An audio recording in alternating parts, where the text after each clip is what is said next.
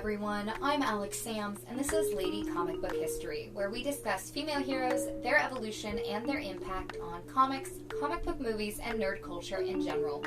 We are being brought to you by heroic girls using science fiction and media in the fight for gender equality.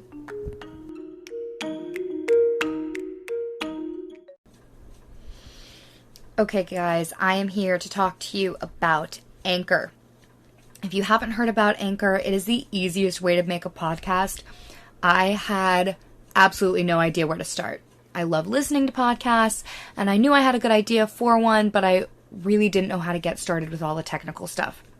And Anchor makes it super, super easy. First of all, it's free, which is great when you're just starting out and you have no money to support your creative endeavors. Having free resources is amazing. And their creation tools allow you to record and edit your podcast right from your computer or your phone. They have an app that makes it super easy to record everywhere. I have an adapter for my microphone that hooks into my phone, so I can literally record my podcast wherever I am, no matter what. Anchor also does all the heavy lifting for you. They distribute your podcast so it can be heard on all of the major platforms, Spotify, Apple Podcast, and so many more, which makes life so much easier. When there's someone handling the business distribution side of it, you get to focus on just creating, which is what I love to do. You can make money from your podcast with no minimum listenership. They handle all the sponsorship matching and everything for you. It's amazing. It's everything you need for your podcast all in one place. So if you are interested in executing your brilliant idea for a podcast, download the free Anchor app or go to anchor.fm to get started. Guys, seriously, it's the best decision you can make for your future podcast. Hello, let's see if this works better.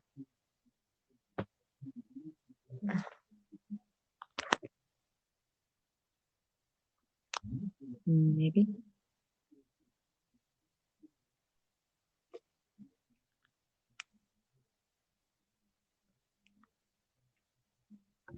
Is my sound working? Yes. Was it not? Well, we'll see what happens. Okay, as long as I can be heard, because I can hear you, so we're good. Okay, cool. I can hear you too. Yay! Okay. All right, so starting in just on Wanda in general, one of my least favorite tropes, and I've talked about it on here a lot, is the concept of overpowered women in comic books being deemed emotionally and or mentally unstable. Yes, 100%. I hate it. I hate it very much.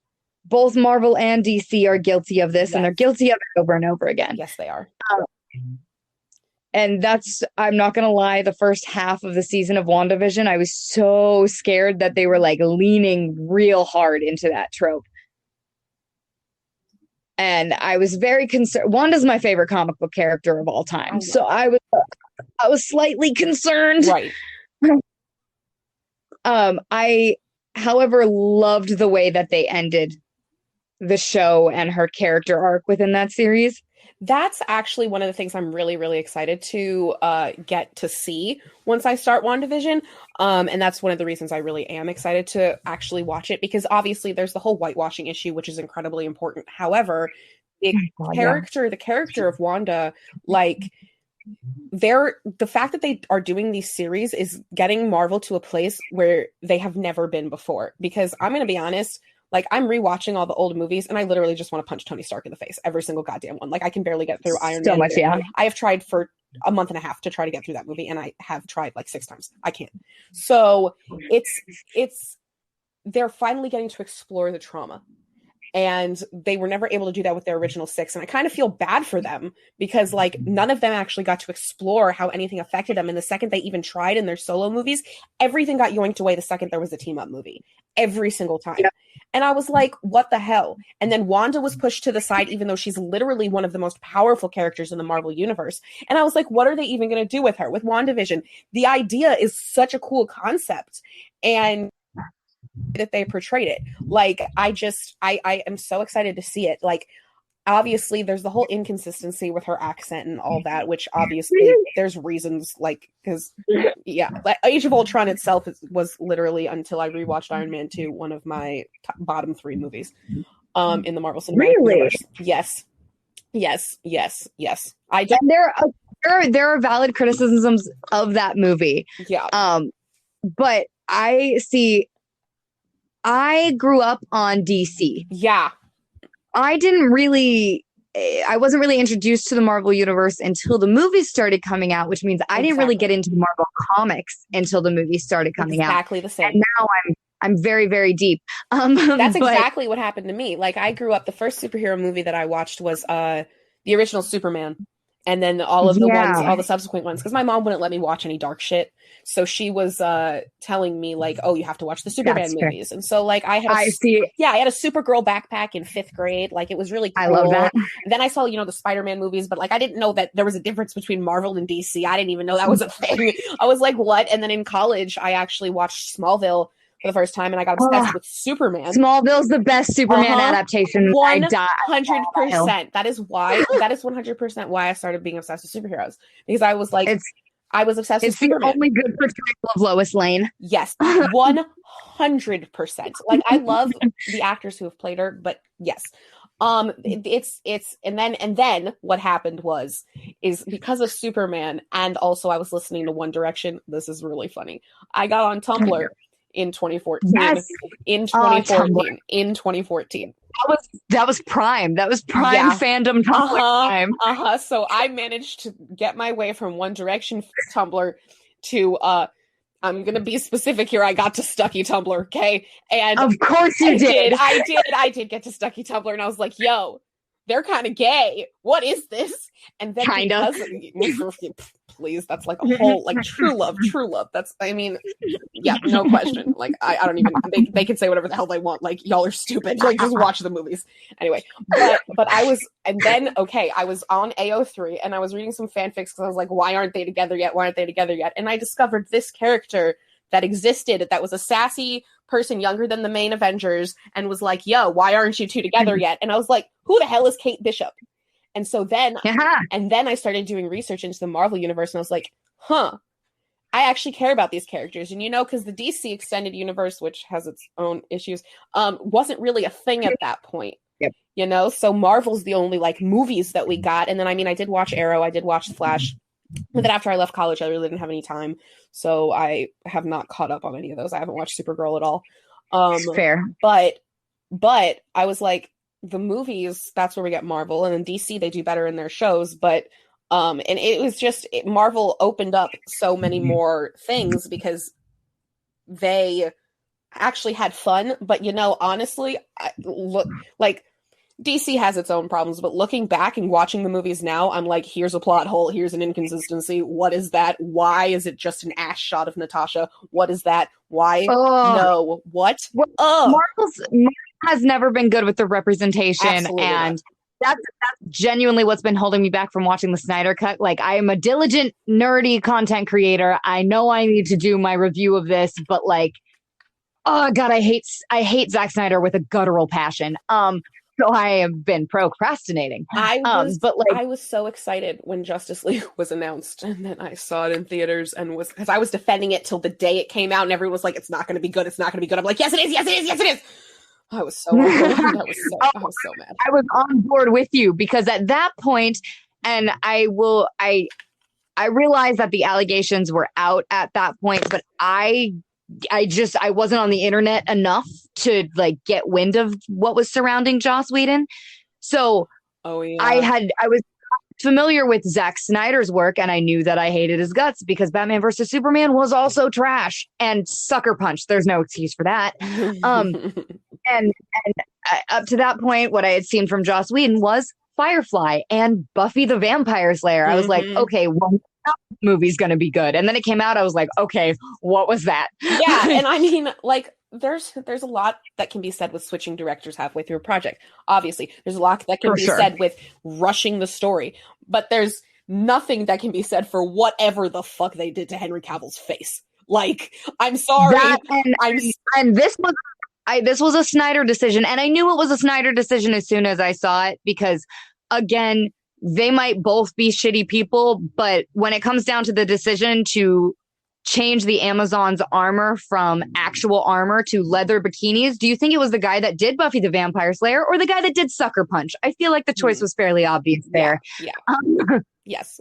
I like, okay, yeah. So the movie itself has got its own host of problems. It's just, to me, like, I was, they didn't care enough about the buildup. Marvel and DC have sort of similar but opposite problems because DC, they care about the characters and the character stories and the character arcs. They always have. And every single, like, there's a reason Batman is so popular. And I know that you know I hate Tony Stark, but there's nobody I hate more in this world than Bruce Wayne. So. Oh, God, thank you. Okay. I cannot stand it. Like, I literally am writing a TV show on how I learned to not be Batman. Lego Batman is my favorite movie of all time because it shows how ridiculous he is. I literally wrote an article on the Batverse being the most sexist subsect of comics. 100%. And what's the most annoying? What's the most annoying part of it is that everyone's like, oh, he found a family. You mean children that he brought into the world of crime? Yes. Like, that's what Tony Stark did with Civil War and with Peter Parker. Are you kidding me? Like, that wasn't okay either. Like, right. Why are people bringing child soldiers in? Stop it. Like, oh my God, but he's protecting them. They're going to fight crime anyway. It's better. Okay, the Young Avengers are their own thing because they're 17 years old and most of them have superpowers. And they're actually getting trained by multiple Avengers at this point now and getting supervised actively by the Avengers, while Batman is taking whichever Robin of the Week it is who didn't get killed by the Joker and is driving them, bombing things everywhere. Like, what the shit? And the thing is the entire Bat family, none of them have superpowers. None of them have superpowers, and most of the Young Avengers do. Yeah, no, Kate doesn't, but she's hot, so it's fine. I mean, I agree. Katie's my girl. I'm so excited for Haley. Also, and Haley Steinfeld was an excellent choice. I love her. I mean, I wanted to be her, but anyway. So Haley now. The thing is, I've always read Kate as Jewish anyway, and I was like, the dad's clearly not Jewish, but the mom probably is. And now that Haley Steinfeld is playing her, I'm like, oh, there's another queer Jew for us. Hand her over, please. I'll just take the Young Avengers. Marvel. That was going to be my question. Now that we are very obviously getting the Young Avengers, and we've talked about Marvel's really not giving us any representation of any kind, do you think they're going to keep the team the way that it is, or do you think they're going to straight wash everybody? Because a majority of the Young Avengers are queer. Okay, so I'm going to be honest here. I am in the midst of getting myself a manager, and I'm going to be pitching projects out and all of that, and one of them is Young Avengers. I am going to be going to Disney with Young Avengers. It started as a movie, and now it has turned into a series because I think that'd be better to flesh out the characters. There is no way in hell I will let Marvel survive them straight washing the Young Avengers. There is no way that's going to happen, especially considering most of them are queer and most of them are Jewish. So the thing is they've already fucked up with Bucky because he's based on a queer Jew. And Bucky's bi anyway. Like, are you kidding me? I mean, MCU like Bucky's so clear. MCU Bucky's just gay. Like, that's just obvious. Like, there's no way Sebastian Stan is playing that man straight. Like, he can say whatever the hell he wants. There's no way he's playing that man straight. No. But like, especially because Arnie's whole thing was overcompensating with women. Like, and that's literally what Bucky does, like, all the time. He agreed to go on the date because he felt bad for the dude. I feel like if you watch interviews with both him and Chris Evans, too, they lean into that. Oh, my God. Like, I've posted videos that, like, Sebastian at the con was literally like, yeah, I found out 40 minutes before the scene, and I was like, shouldn't there be more? And, like, just the way he said it, my heart shattered. And then Chris at a con, somebody asked him, they're like, about Bucky. He's like, that's one of his most treasured relationships. For him, Bucky's what you would say as a home.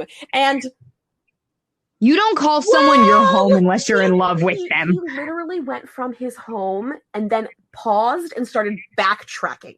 Literally in the middle of saying that because they had just filmed Endgame, so he knew what was happening. He's like, well, Bucky's not his home. Shit. Well, yeah. And I get that they wanted Steve out of the way. I am aware of that. But the way that they did it was so so disrespectful to everybody. And like, he should have definitely had a conversation with Bucky. And I'm going to be honest, I know the fanboys are going to get pissed if they hear this, but it was 100%. So there was no way for any fan person to ever say that, oh, he's staying because he loves Bucky. That's what happened. Yep. Because they didn't want there to be any single possibility of Stucky happening. They were like, nope, he's going to his ex, even after he kissed his ex's niece. It's 1950s. We invented Catwoman just to shore up Batman's sexuality. It is the same thing. It's so ridiculous, because the thing is he could have retired in the present with Sharon, and I would have been less mad. I mean, I wouldn't have been happy. I would have been significantly less mad. No, of course I wouldn't have been happy. But here's my other issue. People want to be like, oh, they were setting up the shows. I highly doubt that. I don't think Disney Plus was even a conversation when Endgame was being written, because nobody thought of Netflix as an actual threat at the time. Nobody thought when the fucking pandemic happened, and now like everything, like obviously these were started before that, but like everything getting pulled in like this, like it's there's no way that they were like, okay, now we wrote these people out. Now what do we do? There was no plan. And I'm going to be honest, like right now my TikTok profile says Sam Wilson Stan account, because I am a Sam Wilson Stan account. Like I was thinking about it. I was like, he's literally my favorite MCU character. I can't wait for this show. But they did him so dirty, because it was very obvious that the direction, even though there's only one direction, the direction that the Russos were going was very obviously Bucky and Steve. Steve dropped the shield. Okay, so first, actually, but Steve picked up the shield for Bucky. Okay, the and then he dropped it for Bucky. Yes. So first, he picked it up for him when he rushed into Hydra with no training. Basically, Bucky was his damsel in distress in the first movie, and Peggy was his badass sidekick. Okay, which we stand Peggy. Also, she was definitely kind of fruity in Agent Carter. Thank you very much. But then you get to Winter Soldier, where he literally stops fighting an assassin who's trying to kill him because it's Bucky, and drops the shield into the water. And then in Civil War, after he's protecting Bucky, he drops the shield once again. And of course, Sam is pushed to the side. I'm going to be completely honest here. Bucky is not ready for the shield. Clearly, Sam isn't ready for the shield either. However, I believe that Sam is going to make a fantastic Captain America. My only issue with it is that they were setting it up for Bucky, and at the last second went to Sam, because they didn't want to say, hey, look how much Steve cared about Bucky. And I'm like, that's ridiculous, because Sam absolutely deserved it. But instead of giving him any actual scenes that showed how much he deserved it, they pushed him to the side. He deserved so much better. He deserved such a better setup. They really, really did with Infinity War and Endgame. And I understand that it's hard when you have so many characters. I understand that. Yeah. But the thing is if you're already in a 3-hour plot hole, the least you can do at the end is give some goddamn closure to the characters. Right. And just showing up saying, this is for you. And then Sam looks back and Bucky nods. Like, that's bullshit. Like, really? That's I such a cop-out. My biggest issue with that, because they both get the shield in the comics, but my issue is more logistical. That it didn't make any sense. Bucky has the serum. So he literally has the serum. And Falcon's cooler. He can fly. Like, I don't understand. Like, sure, I'm just saying the wielding of the shield would not go the same way. Exactly. And that's why they're on box lunch, and I actually ordered 2 of the shirts. They have 2 separate shields that they're showing. I actually think there's 2 shields in the show. Okay. And also, I pointed out this plot hole. Steve, who time traveled, who was obviously a Skrull, duh, that's how I'm coping. He didn't have the shield with him when he went back. So how the hell did Steve have the shield when he was old man Joe Biden? Even though, if anyone knows anything about serum, you know serum slows aging. Isaiah Bradley, who is the original Captain America, the first Black Captain America, the one who, the serum was what's the word? Tested on. Yes, thank you. Yeah. Along with thousands of other Black soldiers. He was one of the only 2 who survived and ended up accidental social commentary. That's fine. And because that shit wasn't on purpose. But actually, they actually wrote a whole separate storyline about Isaiah Bradley called The Truth. And it's really, really interesting, especially because when he and his unit of the 5 who actually survived the initial testing, most of whom have deformities, they actually see the Jews in the camps I don't know if they specifically went to Auschwitz or if it was just in the Holocaust and they were at camp and they saw them being tested on. They're like, we need to free. He wanted to free them because he's like, they're the same thing we did. And they're like, no, you have to focus on the mission. And it was a whole thing. I'm pretty sure, I haven't read it in a while, but I'm pretty sure he literally put on a Captain America suit to go rescue Steve Rogers. Or he rescued someone. And it wasn't Steve Rogers. No, I don't remember. It's been a while. But basically, he steals a Captain America suit and he gets put in prison for decades in solitary confinement and his brain is mush. But he looks the exact same. He looks like 25 in 2008.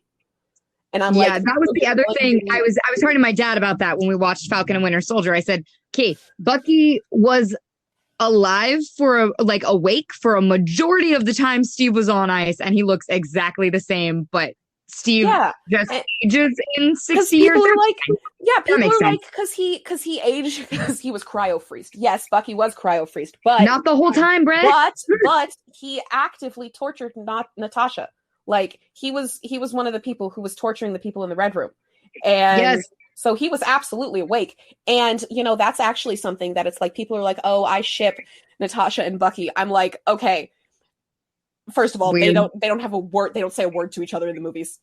But second of all, in the comics, I get that it's completely different, but Bucky literally tortured her when she was a child, and I get that he's no longer brainwashed as the Winter Soldier now, but I low-key feel like Natasha would not date her abuser no matter how brainwashed he was. Exactly. I feel like, and that's the same thing I have an issue with Romanogers shippers, at least in the MCU. I'm aware that there's a plot line in the comics where they get together, but there's only one. And they, it's the one storyline, the one time that the serum doesn't make you sterile. And I'm like, that's weird, but okay. No, my problem with people shipping Natasha with anybody is she doesn't need a love interest. She really doesn't. And my biggest issue with it being Steve, someone's love interest. Exactly. She's such a badass on her own, but they didn't give her any character development until Winter Soldier and then yoinked it all away again. And then again, in the 5, maybe 3 lines of Endgame, she had character development. Like, it just, for me, okay, so the thing is Steve Rogers is the one man in her life who has never turned her into a sex object or considered her as anything other than a friend. That's all. Yes. That's the only time he's ever considered her. It's the only person in her life who's ever considered her as nothing more than just a friend. And people are like, oh, but that's just because he respects her. That's why I ship it so much. No. And why are we shipping respect? That's exactly. Like and people then want to come for people who ship Stucky, and I'm like, yo, that's entirely different. Let men be friends. Or y'all see that a man and a woman look at each other for 2.5 seconds and are like, ship. And we're like, these men chased each other through 3 goddamn movies and are literally narrative parallels in every single solo movie. And you don't see why they're literally following romantic tropes that happen in every other movie in existence. But okay, sure, we're the creepy ones. No, it's I just, and the thing that really gets me about them killing Natasha off is that they only did it because she now has a solo movie. And I'm I don't want to give her another one. I feel lots of things about that specific storyline. I will agree that she should have had a funeral and more acknowledgement after she died. But the whole who sacrifices themselves, Clint or Natasha, my favorite screenwriting thing is circular writing. I love it with all my heart. So that made sense to me because Clint saved her. He was sent to kill her. He saved her. So she saved him. And I was chill with that. I'm okay with that answer.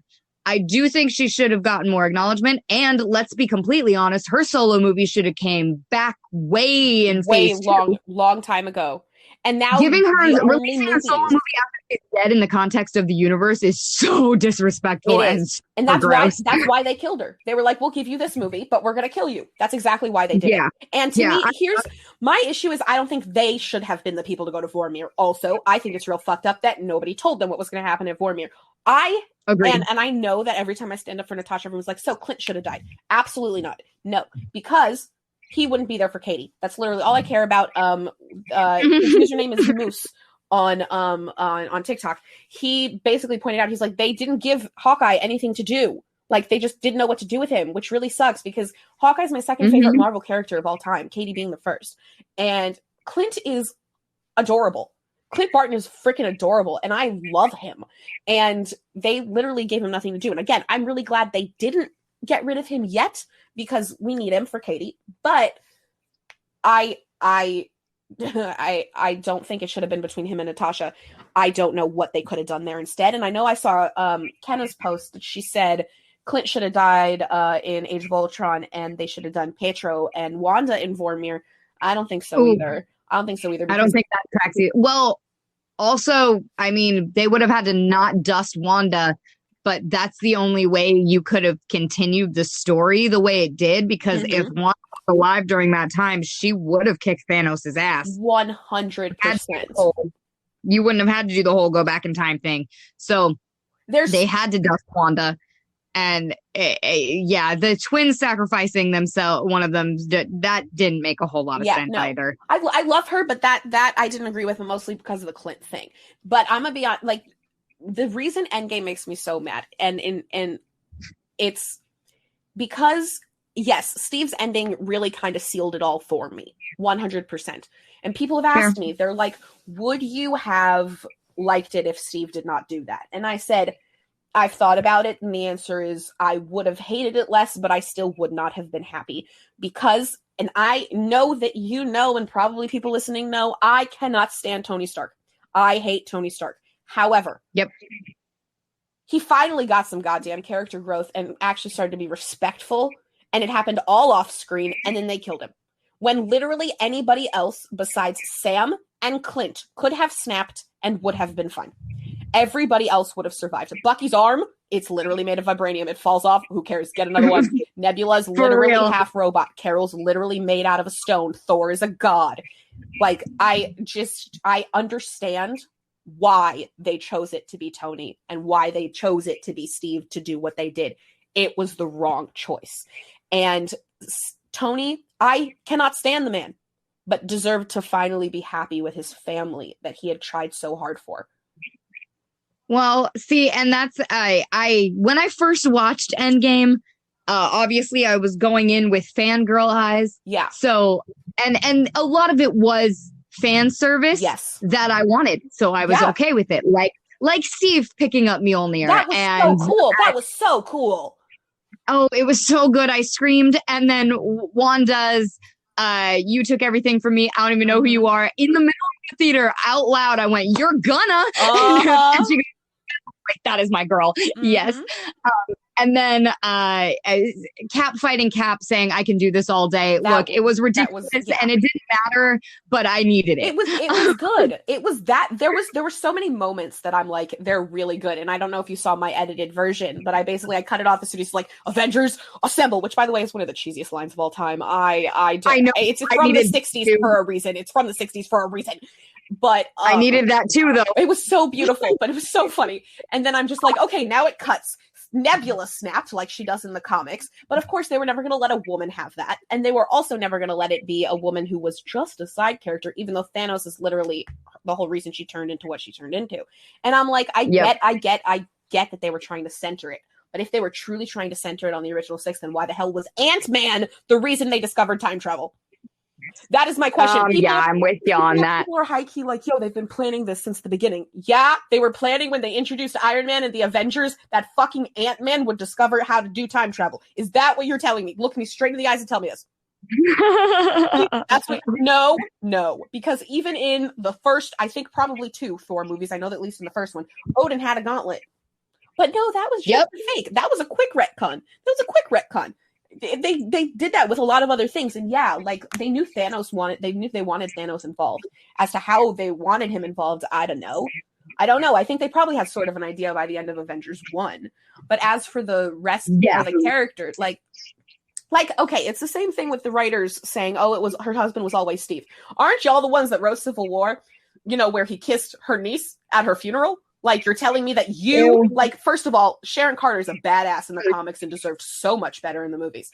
But the fact that the writers want to say we had always planned for him to go back to Peggy, and then they still let him kiss Sharon, like, it's not even that the characters made these choices. First of all, it's a little fucked up that Sharon would kiss her aunt's ex at her funeral in the first place, and that Steve would also kiss anyone at his ex's funeral, period. But the fact that the writers wanted to say that they were always making her husband Steve at that moment, either they're full of shit or they didn't care about Peggy. Right. And my thing with Steve and Sharon is I love Emily Van Camp. I think she was a great casting choice. I think so too. I absolutely loved her in the series she had. Revenge, yeah. Yeah, she's great. Love her. The actors, zero freaking chemistry. Absolutely none. They didn't give them enough screen time to build it. Exactly. First of all, but it just felt like the kiss felt so out of nowhere, and then she goes one time, and I was like, no, she goes, that feels, and then he says overdue. I was like, no, it did not. Get away from each other. This is horrible. I can tell you exactly why that happened. Because it was a movie about 2.5 men fighting over Steve Rogers. And so at the end they had to be like, yo, oh, by the way, he still likes girls. I promise he still likes girls. I call it the one everyone wanted to be Steve's boyfriend. Exactly. Because I used to call it Captain America fights the entire government to save his boyfriend. But then I realized it's a little more nuanced than that. Captain America fights the entire government and his ex-boyfriend to save his boyfriend, who's actually alive now and he can try and save. And then his other boyfriend gets kind of butthurt because his real boyfriend's back. So, because Tony's pissed. Because I'm gonna be honest, in the first Avengers movie, like they kind of like like honestly, and also Tony's bi in the comics. Steve's not straight in the comics. Why would you be? It's boring. But like, there was, but as soon as he found out Bucky was alive, that was done. Like, I was so into Stucky that I was like against Stony shippers and I hated them with a passion. But like, I can acknowledge that, I'm gonna be honest, there's definitely some tension there. Something probably eventually happened, but as soon as he found out Bucky was alive, he forgot about literally everybody else in existence. For sure. And here's my thing is Civil War is one of my favorite movies. One of my favorite MCU movies. It's top 5 for me for sure. But like the end scene when the three of them are fighting and he goes, he's my friend, Tony. He goes, so was I. I was like, the fact that you think that your friendship with him and Bucky's friendship with him are remotely the same shows me how badly you need to go to therapy because incorrect. It also leads me to believe that Tony at one point really did think Steve loved him. And the thing is I just saw this. Oh my God, I just saw this Tumblr post. It was on Instagram. Don't worry, I've not been on Tumblr in years. Okay, but it literally just said, Steve in Avengers. I don't like Tony because I literally got out of the ice 2 fucking weeks ago, and I'm having trouble trusting anyone. My entire world has been flipped upside down, and this random man who I don't know keeps belittling me and my trauma and is actively threatening people's safety. Tony said, I don't like Steve because even though I'm in my 40s and he's 25, I'm going to project my daddy issues on him because my father admired the man Steve was, and I, a fully grown man, never dealt with my daddy issues even though I'm a literal billionaire who has access to every possible resource to deal with my problems. Or, Steve's scary, Tony needs therapy. Like, Yep. Like, I'm 25. I'm 25. And if there was a 40-year-old talking to me like that, I'd be like, yo, I mean, like, I don't consider that too big of an age difference, like, in, like, general, right? But if I have a literal grown-ass 40-year-old looking at me, like, no, because Tony was, like, 44 at this time. Like, he's a 44-year-old looking at me at this time and be like, yo, my dad liked you better than me, so fuck you. I'd be like, yo, my dad thinks you should go to therapy. Like, what the fuck?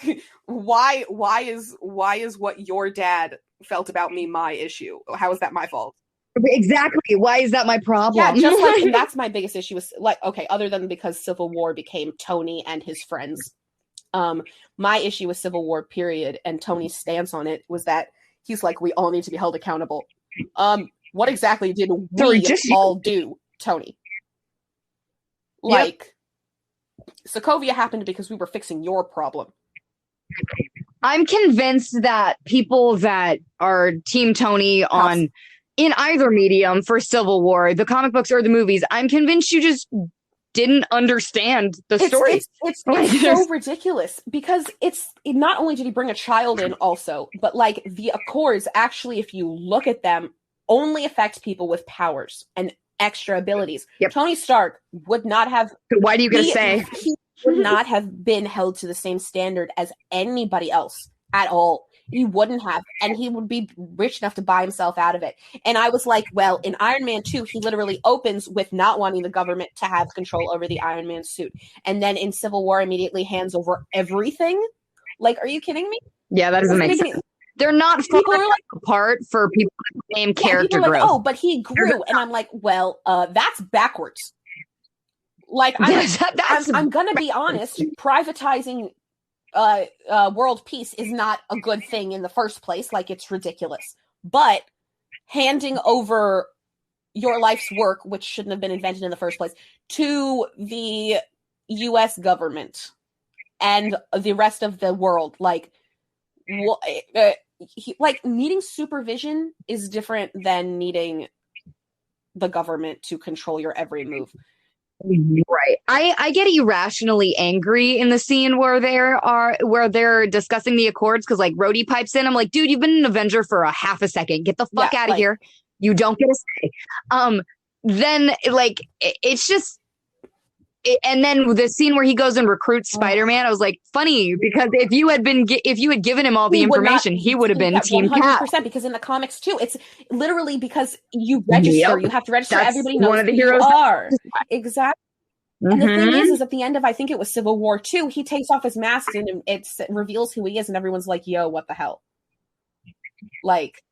Yeah, one of my favorite internet arguments to have, because I have no chill, so I engage in internet arguments on I got 30 pretty regular basis. I literally have no chill. I will argue with anybody all the time. Is one of the like biggest questions to ask for people that don't read the comics, like only MCU fans, are if Hulk and Thor were in Civil War, what side would they pick? And anyone that says Hulk would be on Tony's side does not understand that character, nor do they pay attention at all. This is why he was off Earth for it, because they knew that Bruce would have held Tony accountable. And I'm gonna be honest, Bruce and Tony kind of have a little crush on each other anyway, so they I don't think anything would ever happen. But they definitely would have been like, yo, Tony, this isn't cool. And I mean, he did try to stand up to him in Ultron. He did.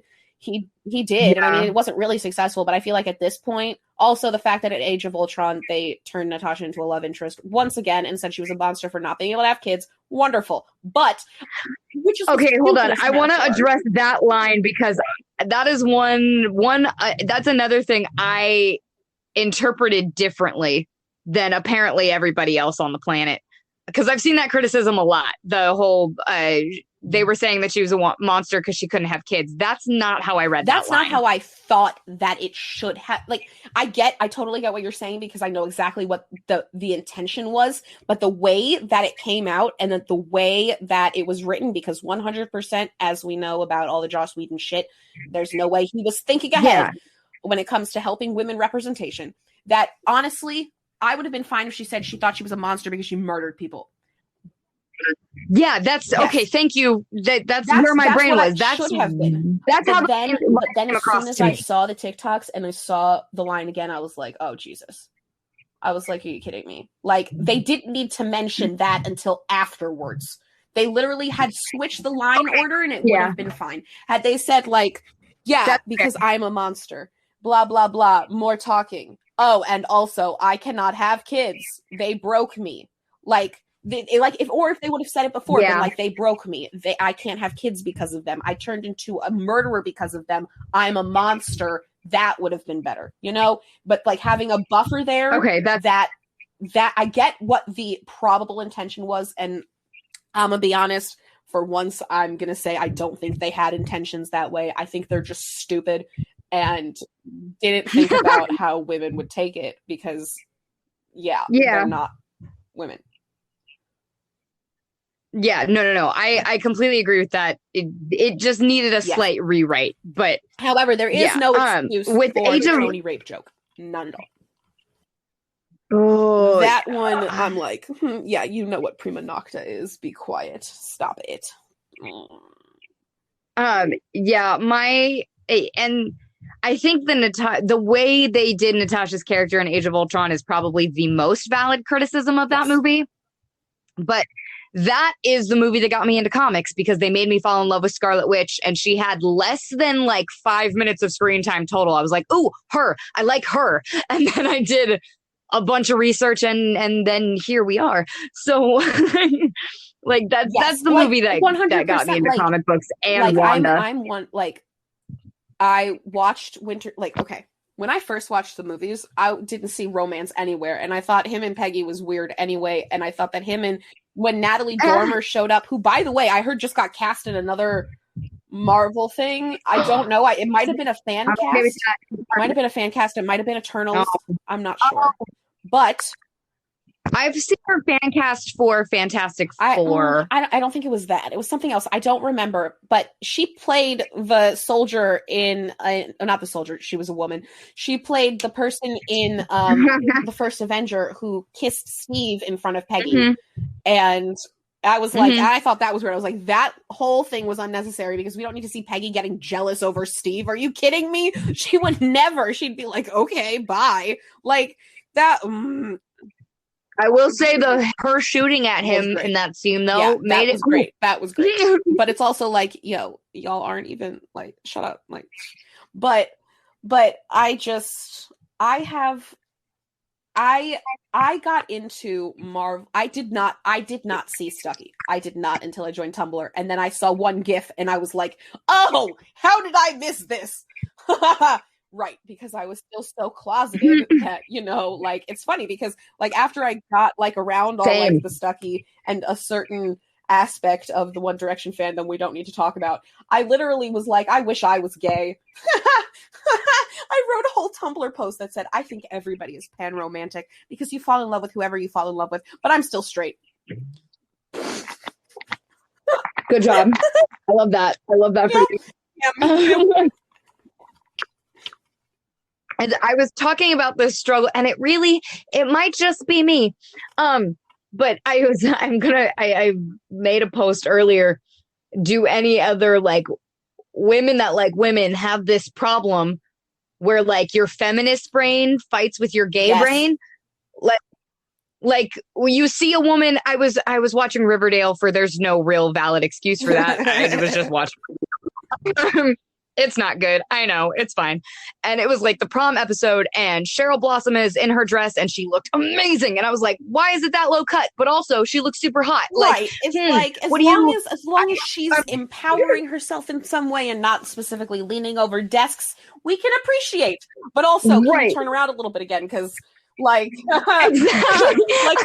I was like, oh, I'm having a very deep internal struggle right now. Please turn around. But also, if this camera shows her ass more, I'm going to be real upset about it. But if it's just she turned. Oh, nice. That's fine. But if it's a zoom, that's a problem. Oh, it's yes, constantly. That's I was rewatching the first couple seasons of Game of Thrones and I had that internal struggle a lot. But it's fine. Oh my God. The only thing that makes me happy about that is that I know that Amelia and Jason had long conversations before anything happened, and like they spent a lot of time. They had to. Yes, I know, and I love how close they are, and they're super cute. Amelia Clarke is perfect. Daenerys Targaryen is my favorite character in that show. She's one of my favorite fictional characters of all time, which is why I maintain that season 8 does not exist. Yes, I love. Okay, so I don't know how this was even possible. That within the span of a year and a half, 3 decade-long beloved franchises fucked up so royally at the same fucking time. And I mean, 2 of them were gay shit, and then the 3 of them all together was okay. They had a man meeting and just decided to destroy character. Also, I loved Brienne. She's my favorite. I have a Brienne pop, and that's the only thing I acknowledge in season 8. But there's no way she was straight. Are you kidding me? Oh my God. Oh, I said that for so long. Okay, so I resisted for 7 years. Around when season 3 was happening, my dad forced me to watch the first couple of episodes. And he's like, trust me, I know my daughter. I know you'll like this. And then we watch the first episode. I go, really, Dad? No. Yeah. Rape, incest, and paralyzing a child? What part of this did you think was going to appeal to me? No. Until a month before That's season 8 literally exactly came out. what happened to me. During season 8 airing is when I started watching Game of Thrones, because I have no patience. It's the same reason why I hadn't watched WandaVision when it came out, and I'm probably watching Falcon and the Winter Soldier tonight, but I didn't watch WandaVision, and I wasn't going to until it was all out, because I have no patience. I need to know spoilers. And I was like, I'm, and then I binged it all. And then that's the thing, though. It's because you and I both did this that we noticed how bad season 8, I mean, everybody really noticed how bad season 8 was, but the people who like actually actively just watched from the beginning and didn't end up binging later, they saw a whole different picture than us, who saw everything happen together. Which, to be fair, as a TV writer, we saw the cohesiveness of how each character arc was developed. And I remember around episode 4 of season 8, I looked at my dad and I go, you waited 3 years for this? And he goes, yeah. I go, I waited a week. I would be livid if I waited for years and this is what was happening. Exactly. And I like, and I think that, I mean, as a TV writer, I do give a little leeway in regards to the fact that they like had to deal with networks and had to deal with like approval and had to worry about like what was happening. Not in season 8. Season 8, they had literally an unlimited budget to do whatever the hell they wanted. My only issue is like when it comes to building up a plot, they didn't know how many seasons they were going to get at season 1. And I mean, yes, they were based off books, but the books weren't finished. And so it was a little difficult in the first couple of seasons to be able to at least plan a final season. But by the end there, they could have done whatever the hell they wanted. And the fact is they just wanted to go to Star Wars. And that's not even happening anymore. Yep. Like, well, good. They don't deserve it. They don't. But my thing is, and I've talked about this at length because it's been years now, but, if you wanted to make Dany the Mad Queen, which I already hate fundamentally because it goes against her entire character arc. And my dad has read the books. I have not. So we would talk about the differences. And in the books, her father was the Mad King. In the books, she was born on a night that had a storm so bad it wrecked her father's ships. And you're telling me that's not symbolic, that she was going to be the exact opposite of her father? Exactly. And then she spent 7 seasons traveling the world, freeing slaves, giving them the option to follow her, and then burning misogynistic cows. And you are going to just destroy all that in 30 seconds. Like, yeah, exactly. You're going to throw that all away. And again, it feels like Sam getting the shield. It wasn't earned, but it could have been. I mean, yes, fundamentally, maybe that's not where it was going originally. But had you earned it, I would have been like, okay. All right. Yeah, well, here's the other thing with that is in season 8, like I feel like they knew they were fucking over their female characters, and not just their female characters. To be fair, character 8 or season 8 was a character assassination for everybody. Especially Jamie. Jamie pissed me off the most. Jamie and Tyrion. But your female characters specifically, you had to know you were being a misogynistic asshole because you talked about it. In the dialogue, she can't be queen, even though she is a closer bloodline. She is actually a more deserving heir, blood relation wise, because she doesn't have a penis. You straight up said that. Like, what? Yeah, it's so ridiculous. And then also the fact that I'm glad that Sansa was able to overcome her trauma, but the fact that they made that so central to her story, like she can't grow unless she gets raped. Yeah, I agree with that, and I didn't love Sansa. Minute 1 to I love Sophie Turner. She's hilarious. She's wonderful. She's great, but she was so she was supposed to be the annoying teenage daughter. That's what she only was supposed to be, and so played that great. By the time that it was time for her to actually earn anything, you didn't give a fuck if she did or if she didn't. You're like, whatever.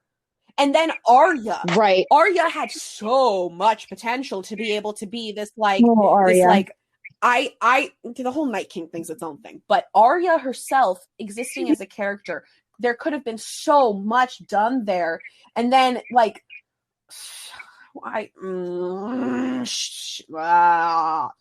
it destroys me what they did to her, because they had all this build up for no reason. Like, she was able to change her face, and what they do with that, nothing. Nothing. Well, here's my dad and I go, so I did the same thing when the last Star Wars movie came out. I feel like every writer in the world would change two very different things about the end of the series. Like, any of us would have just changed two different things for season 8, and it would have been infinitely better, and it would have been two different things for every person. That's how many things were wrong with season 8. Like, that's the same way I feel about Endgame. I would have changed multiple things about everybody's ending. Like, so when people are like, would you like it if they didn't fuck over Steve like that? Steve's ending would have been better, but everybody else's, Nat, ridiculous. Professor Hulk, do you like people like Hulk in and of itself? Like, they didn't set that up right. Yeah, that was kind of rushed. And it made it feel like he was calling himself a monster because he had another personality inside him, when Hulk as a character in the comics exists and is such a good representation for people who have DID. And they're like, because it's rationalizing that, hey, this exists, but it's part of who I am. And their voices are much clearer on this. But as I have heard, they feel incredibly represented by Hulk in the comics. And for him to say, I shut that off and it's no longer me. And it's like, it turned him into what he called himself in Age of Ultron, a monster. And they were like, this is not okay. Thor got turned into a fat joke. They could have done so much with the depression. And I love that they showed that he was still worthy of the hammer. I do love that. But that scene made me cry a little bit. Yes. However, then immediately he goes back to Earth and he's a fat joke again. And I'm like, are you like, and that's the whole setup for them in the first place. He's a fat joke. Well, and that's my thing, is they don't know really how to handle anybody, because, well, I'm not going to say they. I'm going to say the male creators really don't know how to handle. Thor did not get any character development until Thor Ragnarok, and that's because of Taika. And I will say, the Guardians of the Galaxy have fantastic development because James Gunn's a fantastic writer. Scooby-Doo is one of my favorite movies of all time. Yes. Sarah Michelle. But like because the way they handled like Wanda's grief and depression in WandaVision was so raw and vulnerable and beautiful and accurate, and the way they handled Thor's in Endgame was a joke. I get that you have less time in a movie. And that's another reason why when I pitch things, I'm going to be determining whether I'm pitching as a movie or as a series, whatever. But they, instead of actually showing anything, turned into a quip. And so I'm going to be honest, I'm really glad that Bucky didn't talk about his trauma in the movies. He wouldn't have been allowed to. The man had 4 lines the entire MCU. He's had more to say in the trailers than he has had in the entire MCU. And Sebastian Stan is one of the most talented actors working today. And y'all are really robbing him. Like this man cries for a living. And it breaks my heart every single time. And I want more of it. We want Bucky to grieve. Now, I doubt they're going to do this, but I need a scene where he like has something of Steve's and Sam notices or something, and he says something, and Bucky goes, well, he chose her. So, and it would destroy me. It would destroy me, but it would confirm at least that Bucky had feelings for him, and they at least owe Steve and Bucky that. They really do. Yeah. I feel like this series needs to give Bucky the chance to explore how he felt about Steve. Well, they really do. How he felt about Steve, how he felt about Steve leaving. 100%. Because here's the thing. Even if Steve shows the fuck back up and he really was a Skrull working undercover with S.H.I.E.L.D. the whole time, even if he does, the fact that he didn't tell Bucky and allowed him to be alone for this long, like I literally want him to come in. Like I did a like for Bucky's birthday, Steve showed up at the end and he's like, yeah, we're not doing this today. Go away. You don't get to just walk back in and be like, honestly, because he would say something along the lines of, you know what, you broke my heart completely and it was a lie. So that's even worse. You got to give me some time. If this, it would have been so much easier to kill him. It also would have been easy to bring him back. Yeah. I mean, it's very easy to bring Steve back still now. Just to say that old man was a Skrull and that Peggy was dreaming. Easy. But, or he simply went back to have that dance with her that was promised, and then he, I don't know, joined S.H.I.E.L.D. It was a time travel thing. They already fucked that I have issues with, they already period. fucked the time travel timeline. So, like, it doesn't even matter. You can say he went to say goodbye to her because he never actually got to do my that. only issue there is that he would have had to tell her about Hydra being in S.H.I.E.L.D. And so on whatever reality it was, fair point. Even though at that point she hadn't created S.H.I.E.L.D., that's my only issue with that, because that would have been beautiful. But at the same time, it's like, why couldn't they have had that dance in Civil War before she died, or in Winter Soldier before she died? They could have had a nurse. Well, she was bedridden. They could have stuck her in a wheelchair though, and it would have been real sweet. They could have been real sweet. Okay, yeah. And like, the thing is like, there are, and I don't know what stands they are. Stan Twitter is very toxic. But there are people who literally attacked Haley Atwell to the point of getting her to leave Twitter because she said it was disrespectful to Peggy that Steve and Sharon kissed at her funeral. And everyone's like, oh my God, you hate Emily Van Camp. Oh my God, you hate Sharon Carter. Fuck you. Oh, I did see all that. Yes, that is not what she said. She said it is disrespectful to the character of Peggy Carter to have Steve Rogers kiss her niece at her funeral, which is completely true. And if people want to say, and if people want to say Steve loved Peggy so much, then why did he kiss someone else, regardless of who it was, at her funeral? Yeah, that doesn't make any sense. None at all. And even comics, like, people use it happened in the comics as a justification for things, as if everything that happens in the comics is gold. I never liked him and Sharon in the comics. I realize it's been since literally the beginning of time, and I don't care. He's also dated other people in the comics too. There's no couples that actually stay just with one person in the comics, except like Mr. and Mrs. Fantastic, because that's literally like that's literally the whole thing. That's their whole fucking thing. That's like the Shazam couples that are together. Like, that's literally who they happen to be. Like the Marvels that are together. That's what I was talking to. I made the mistake of talking to a man about really anything. I was on. So I'm bisexual and I'm on dating apps, and I got matched with this dude that I was like, okay, cute. And my it's Hinge, so my do not date me if you're team Iron Man. Yes. And so he messages me, he goes, did you watch the Snyder Cut? And I go, that 4-hour dumpster fire, I haven't made it all the way through yet. And he goes, well, I've only watched the first 2 episodes and I think it's a masterpiece. I'm like, yeah, you're not off to a good start, buddy. And I go, well, my main issue with it, and then I brought up the whole Snyder putting the Amazons in leather bikinis thing. And this dude goes, he really said, well, it looks like they just took out the midsections. I don't see that much of a difference. I was like, yeah, you wouldn't because you're used to the male gaze, but that's not how that works. And it was absolutely no reason. He literally chose to spend thousands of dollars to forcibly over-sexualize these women for no reason. Not to mention that the Amazon extras that Snyder hired are models, and the Amazon extras that Patty Jenkins hired are Olympians. Exactly. Also, functionally, armor should cover more of your body. They fight with bows and arrows and swords. You're telling me that they would leave their entire midsections? Bullshit.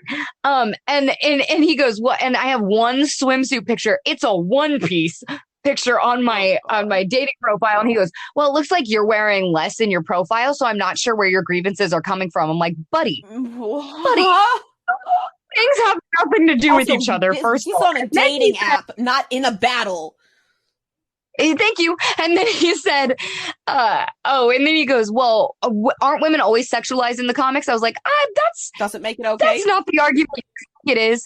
Okay. They are. And in fact, all you did was solidify why I'm right. Yeah, exactly. Like, people are like, Tony Stark's the same in the comics. I'm like, okay. And wasn't right then either. And that's I have the women are over sexualized in comics conversation all the time. I was like, yeah, that's literally what my whole podcast is about. But but does it make it better? That in fact makes it worse. And I will die on the hill of, if you're doing an adaptation, Marvel, DC, Lord of the Rings, don't care. If you are a studio doing an adaptation that pulls from source material, it is your responsibility to fix the problematicness that existed in said source material. 155,000%. And I'm going to be honest, there have been a lot of missteps that Elizabeth Olsen has taken when it comes to the role of Wanda Maximoff, especially when it comes to the whitewashing. However, the fact that she stood up so strongly for her costume and said, I'm designing it, like, there's a reason she looks this damn good. Like, yes, and I'm sorry. My dad and I were having this conversation earlier because he often says things that piss me off, but he does it just to piss me off. I like the other costume better. This one doesn't have enough boobs. I was like, sir, I am attracted to women just as much as you are, and she looks way hotter in this costume because it fits better. It actually looks like it's functional, and it looks like she's a fucking badass. Not that she's like it's the same thing with nothing's hotter than confidence. I love Fairy Tail. It's a good anime for the most part, but literally half the battles end up with tatters covering a nipple, and I'm like, that is so uncomfortable. How do you move like that? Like, I don't understand. Right. I don't understand what y'all are trying to do here. This is just completely unfunctional. Do you all think that boobs just stay there and they don't need any support? Is that what you think? Is that what you think, that they're just gonna to me, I actively am waiting for the day that Disney realizes that their audience is no longer, it actually never really was, just straight white men in their 50s.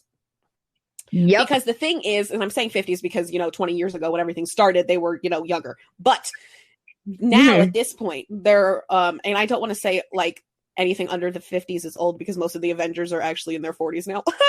Yeah, they're not old. So, and I'm 25. But my issue is like, they're catering to the cisheads. They're also catering to China. I'm aware of that. But Disney is going to get a big slap in the face. The thing is here's what I think is about to happen. Disney is going to screw something else up big time. Big time. And the thing is I'm 100%, once my shows or places and my films or places, going to be calling out Jewish erasure still. There's no question. I'm going to be calling out queer baiting 100%. I will literally call out Disney by name with however many fucking followers I end up having. If I'm literally on Netflix, I will still call out Disney. Because it was, created by a Nazi. But the fact that they are so disrespectful to their Jewish characters and their queer characters is ridiculous to me. Peter Parker is Jewish. Like, Bucky Barnes and Steve Rogers are both Jewish coded anyway, considering they were created by Jews, and a lot of their experiences are reflected in the comics, obviously. And, I mean, Steve Rogers is blonde hair, blue-eyed, but that was because he was literally created to fight Hitler. But Steve Rogers is definitely Jewish. Like, I get that they're making him a perfect Irish Catholic immigrant, but Steve Rogers is definitely, like, and then Bucky is based on two characters, one of whom is queer, Jewish coded, one of whom is explicitly Jewish. And the most of the Young Avengers are Jewish. Tommy and Billy are both Jewish. Katie's obviously, like, here's my thing. Even if Katie's not explicitly Jewish in the comics, now that she's Haley Steinfeld, no one ever said she's not Jewish, and Haley Steinfeld is Jewish. So Katie is now Jewish. Marvel, just give me the Young Avengers. It's that simple. It's that simple. Also, I just want to mention a super quick side note because I refuse to not go on tangents. I love that you're a screenwriter because that's been my dream job for years now. So I appreciate that you can approach these things from a writing perspective as well. That's my biggest thing. Like, because part of me is a little paranoid because I low-key am going to be trying to get some of these stupid people to, like, I say stupid people, I mean the Avengers, to be acting in my stuff. Like, in my show, I plan on going to Evans and being like, hey, do you want to produce, like, do you want to, like, produce it? Do you want to, like, be in it? Like, up to you. You can direct whatever you want. Because I adore him. I would say he's been looking to direct more, he too. Has, and I will let him direct whatever the hell episode he wants. Like, Before We Go is so good. He's so talented, and he and I are really similar just as our personalities, period. So I feel like he would be able to get my vision across well enough. And so, like, I actually want to approach him. And so that's why, and I made sure of this, and I was super paranoid about being like, yo, I'm criticizing this character, blah, blah, blah, this character choice. But I have made it clear in all of my videos, and I, like, am aware that they're aware that it's about writing. It's about the character, and it's completely separate from who they are as people. Like for Chris, they're like, with him, I'm not going to go to him and just yell at him immediately for Steve Rogers ending. The character in my TV show is going to, but I won't. Like, I'm going to literally just be like, hey, let's talk professionally stuff, and be like, and I'm like a huge fan except for Endgame. And then he'll probably ask me about it, and I'll tell him everything that I feel about Endgame, and I wonder how he'll feel. It's not like he's made it perfectly clear in a couple interviews every now and then how much he loves the ending. But I respect that the actors have to deal with like what's going contractually, because part of me is like, yo, how could he let them do that to Steve? But then I also remember he's kind of got a contract and it's Disney, so like we can't be too mad. But at the same time, these actors feel like, and that's one of the reasons I respect most of the Avengers so much, it's because they give a shit about their characters. And that's what I strive for as a screenwriter. Like, I just wrote my bio yesterday, and it was about how I literally spend time working with my actors to help establish these characters. Because I have their personalities that I write, right? Obviously I write how they affect the current story, but as for like backstories and certain lived experiences, like I can't write a Latino man. I don't know how to do that. Oh my God, thank you so much. Oh my God, I've had this conversation for so long, mostly surrounding Zack Snyder. Yeah, like like who told you could write Sucker Punch? Like who gave you the green light for that? Why did you think that was a story that was for you to tell? And like, you producing it is one thing, or actively using your clout to like handle stuff, or like your position in the industry is one thing. But like, I can't write a Latino man, so I'm going to hire Latino writers. I'm going to hire Latina writers. I'm going to hire queer writers for my teams and all of that, because it's and like, I'm going to actively work with my actors. Like, if I have my character, we'll go with Isabella, who's one of the characters in the Z. She's Latina and she's bi, so I'm going to cast a queer Latina. There's no question. But then when it comes to like, she has a certain attitude on religion. She was raised religious, but is now against it. But when it comes to certain things that she does, or like her favorite color, or like what she wants to have for lunch or something like that, like I'm going to talk to the actor about it and be like, hey, let's figure out where Isabella was before this. Yes, usually I have an idea, obviously, like she's Vanessa's cousin. I know that. But as for like other stuff, like there's going to be things that actively affect the character that I will have no knowledge of. I can write a queer, disabled Jew, neurodiverse Jew, easy, but I can't write pretty much any, like, the thing is for me, I write the characters and then I like add their races or their sexualities or anything. But then it's important, because you should always write characters that aren't like you, just the exact same way you write you, just different. But at the same time, there are certain like things, like if I say y'all, it's not like every other character is going to say y'all. And then, of course, the bigger stuff. Character has to have their own voice, and you don't want them blending together. So, like, that's my thing. That it's like there are the thing is for the dude writers who write all these movies. They're like, well, how can we write what we don't know? I'm like, it's very simple. Write them the same, and they happen to be women. Then discuss it with the women to say, hey, is this something that would actually happen? Or if you got catcalled in the street, would you punch them instead?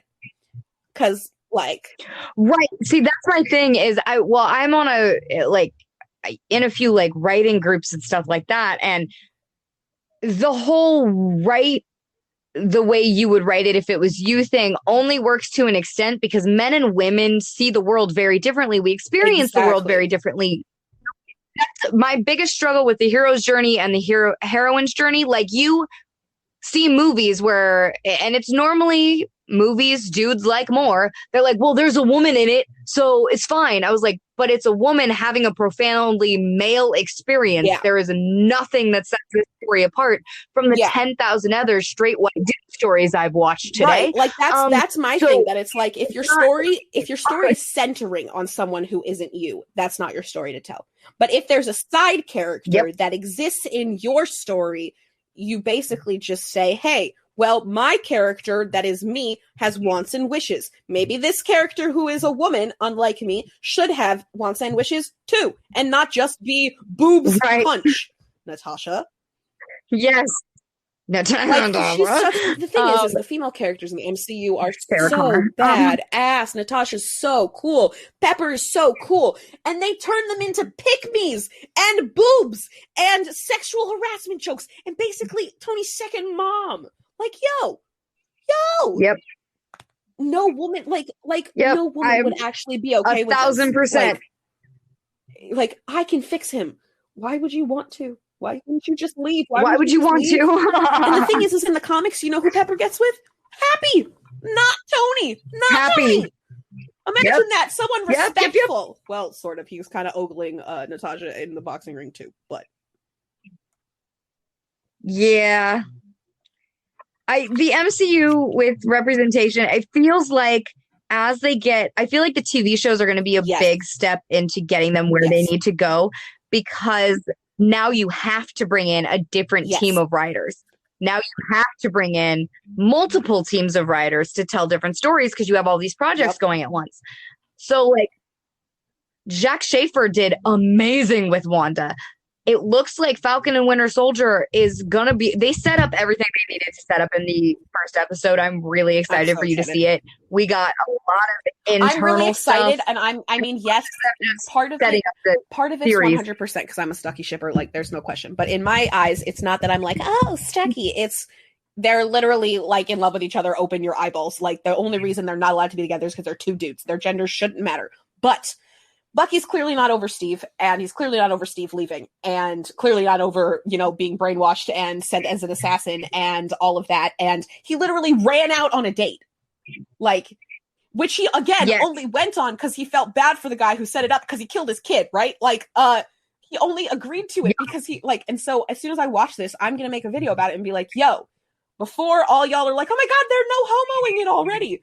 I really don't think so. Bucky clearly only went out of a moral sense of obligation because he felt bad and he left, which means he's clearly showing in this episode he is not ready yet. As to how if they make him go through with another date later in the show, we can have a conversation then. But right now, the way they're setting it up, Bucky is not ready for anything. He's not even going to want to work with Sam. We already saw that in the clips that have been released. Of course, he's not going to want to work. Like, he doesn't, I think I'm really excited to see Sam and Bucky be able at the end to work together as a team and be buds. But it's going to be a disservice to the characters. And I really hope that they don't skip out on it, because it would be such a beautiful moment because to be honest, if Bucky were in a room saying, I loved him so much, and then someone was like, and he's like, yeah, like a brother, Sam would 100%, if they were in character correctly, would be like, yeah, right. Like he would give him shit. He'd be like, please, I was around you two for like 5 minutes and I could tell what was going on. Are you kidding me?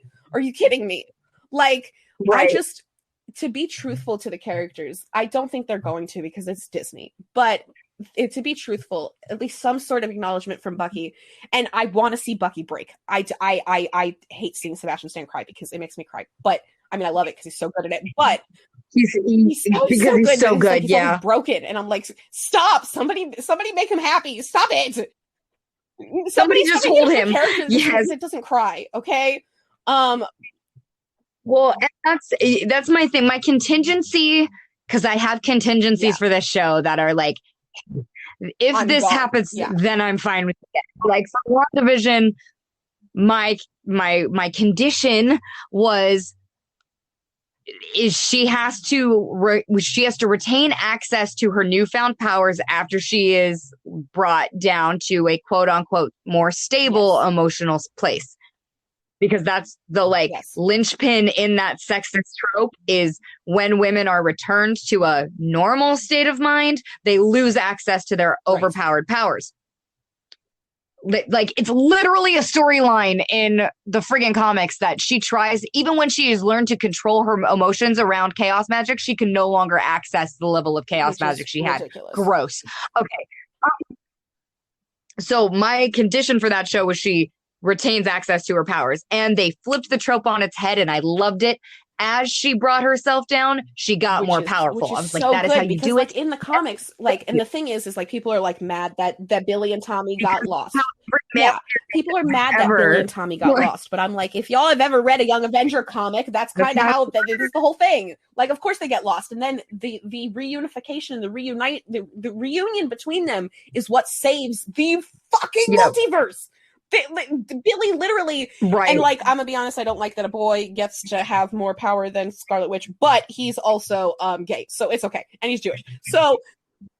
And it's her boy, so I feel like it's fine. He manages to calm her down, and I'm just picturing that exact moment where they're older and they're aged up, and they just turn to her and they're like, "Mom," and she turns to them and then just completely breaks, and he goes through the. Sorry, I'm crying already. And going through the shield that she's got up, and just going there and like unhouse of Emming everything, and like and with Falcon and the Winter Soldier, like as long as, and I've been saying this from the beginning, I don't want Bucky to end up with Sharon. I don't want Bucky to end up with Sam. I don't want Sharon to end up with Bucky. I would say Sam. I don't want any of them. Don't make none of them for multiple reasons. Number one, Bucky's not over Steve, and that's my biggest thing. Number two, Sharon kissed Steve. Why would Bucky kiss Sharon? That doesn't make any sense. Like, no.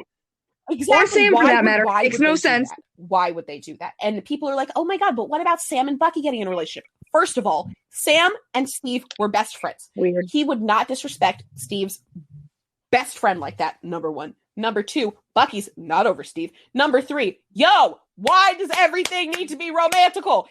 And like, people are like, but Stucky, you said Stucky. I'm like, Stucky was an accident.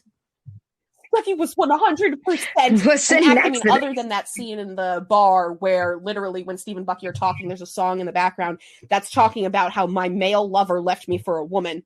That's literally the song playing in the background. It's literally the song playing. Like, there's like, I'm sure the music department was like, gay, but it was not intentional. It was clear. I mean, the first Avenger was when they were still under Paramount. So Disney hadn't owned them at that point. So they were able to actually like explore it, and they started no homoing it since then. But then there's all these moments that you can't explain, because in filmmaking, every single shot matters. Every single shot matters. There was no reason to have a shot of Bucky staring at Steve's arms while he was trying to hold the helicopter back on the building. Like, they could have had him looking down at him and looking angry. That was not an angry look. That was not an angry look. That was oh my God, you're fucking hot. And then I thought you were smaller. Are you kidding me? And then when Peggy showed up, the look he gave Steve. And then of course he said at the end, I was invisible. She ignored me. That's not what he was mad about. That is not what he was mad, because he's literally glares at Steve and he's like, somebody else, like, why is she looking at you like that? That's my, like, what the fuck? Like, are you kidding me? And then not without you. I just got you back, and now you leave me again. And my biggest, like, I yes, I have problems with Steve's ending, period. Obviously, there's so many issues, but the fact that they spent 3 movies chasing each other, he finally gets him back, and then he gets dusted in front of him, and then he gets him back again, and then he leaves. Are you kidding me? People are like, it's till the end of the line. It was the end of the line for Bucky. I'm like, are you kidding me? It was the beginning of the line for Bucky. Bucky hasn't had a life since before the 40s. Bucky hasn't had a life since before he got drafted. The moment he got drafted, his life was over. And he hasn't had a life since. People are like, oh, he was in Wakanda after Civil War. They stole Steve from him at that point, because he clearly hadn't seen him until Infinity War, which is ridiculous, because he would have, if Bucky is a war criminal and has access to Wakanda, why can't Steve go visit him? But they literally just said in Infinity War and Endgame, oh yeah, who the hell is Bucky? And I'm like, yeah.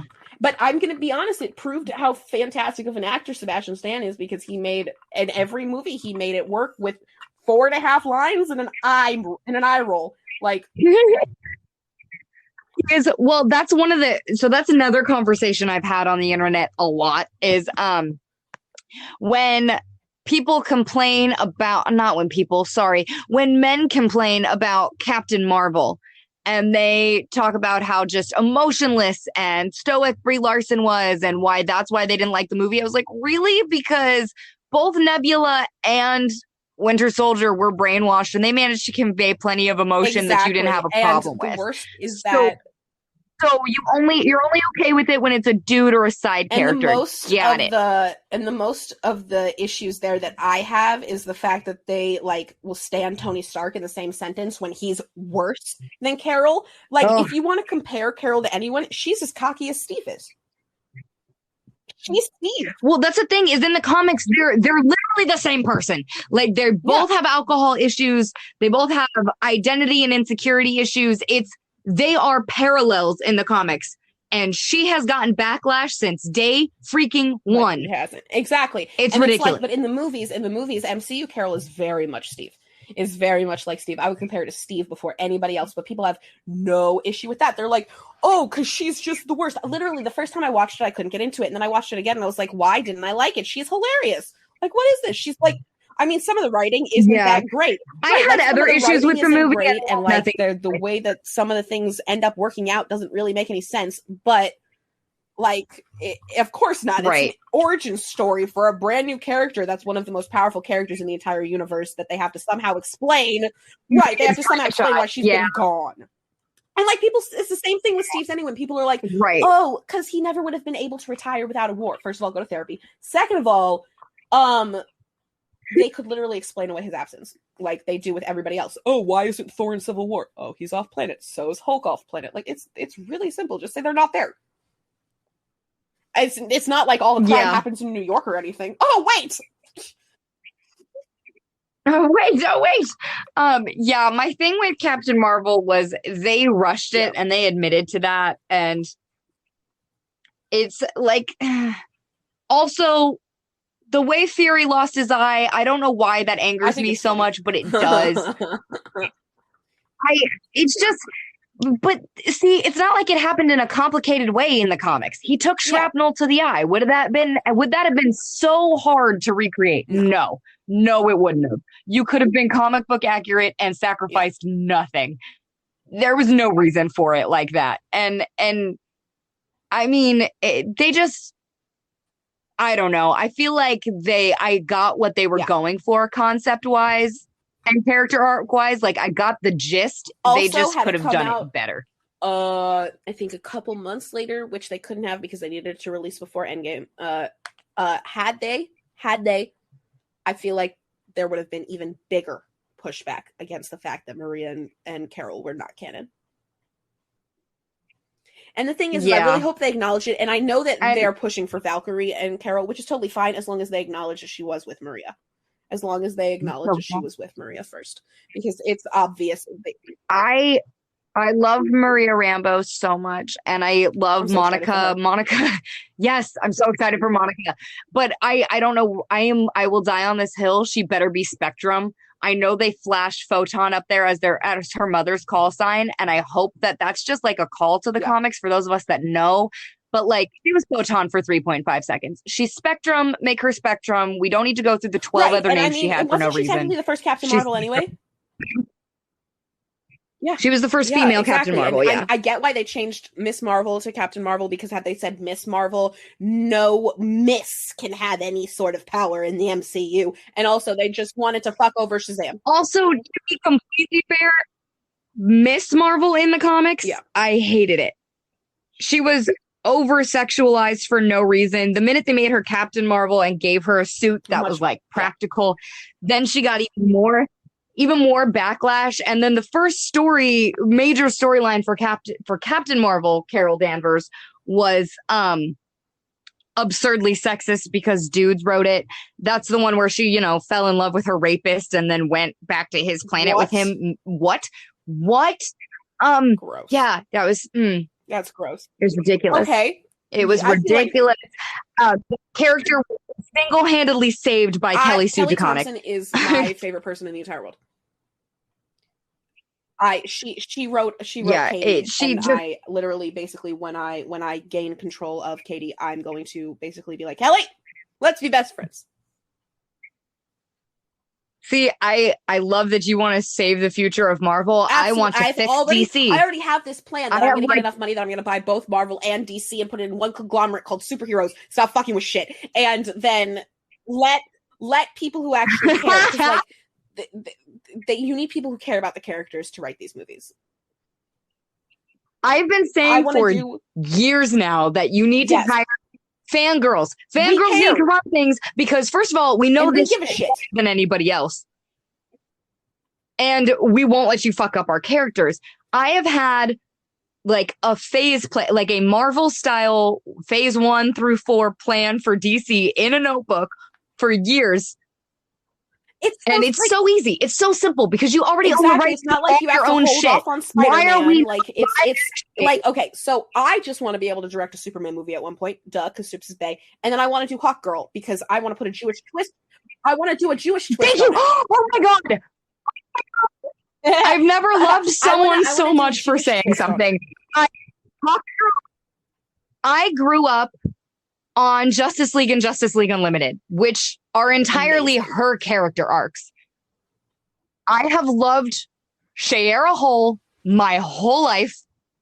She has always been my favorite comic book character, and I so desperately want them to build a successful DC franchise around her. And you can do it by simply live actioning Justice League and Justice League Unlimited. I don't understand what the problem is. That's 4 movies right there. You could split each season into 2 movies and you have 5, 6. That's 6 movies. I don't understand the problem. The thing with like Hawk Girl is just like they don't even realize the amazing potential of her story. Like when I was writing like my originally planning the Hawk Girl movie that I wanted to do, which is just because I wanted to play Hawk Girl and wanted to be able to fly. Okay, but exactly. Oh my god! I was like, okay. But the reason I wanted, what I had in mind was that she was actually one of the Jewish slaves who was building things for the pharaohs, and it was back in the time of the pharaohs. And she was also Egyptian, obviously, but it was the time of the pharaohs, and that you see, and then that's like a flashback, and then she's existing in the modern world, but she and Carter were existing in the past, and you see like flashbacks to different eras, and her just kind of remembering, because her whole story is about not remembering her love. In the comics, it's trying to find Carter, and then eventually, like at the end, she finds him because the man is the least important part of the thing. She doesn't even know what she's searching for, and then at the end, it's going to be yes, she found Carter, but she found her purpose, and he was there also. And so I just wanted to, because I really wanted to do a really big like pyramid set. Like, I really just wanted to be able to, like, do the effects there, and it would have been so cool. She would have been, like, a slave, and he would have been, like, royalty, and they would have, like, they would have been kind of like Romeo and Juliet, but only not creepy. And, like, they would, like, the slaves aren't supposed to be fraternizing with their slave owners, right? But these kids become friends, right? And then it's way more than that. And then one of them dies, and then in the next lifetime, and then the other one dies. And the next lifetime they find each other. The next lifetime they find each other. The next lifetime they find each other. But this time, only she was reborn. And she doesn't know what's missing inside of her. She doesn't know that there's anything missing. And then there's always these flashbacks coming back and everything. And it's all about her finding herself. And then also there's a dude there also. But like, Shay is probably one of my favorite DC characters. I mean, obviously Soups is Bay. He's my number 1 superhero of all time. But I would say between the Lantern Corps as an entity and Shay are probably my second favorite DC characters. Well, and that's my other favorite part about that character is using the reincarnation storyline. First of all, that character can go on forever, and you can represent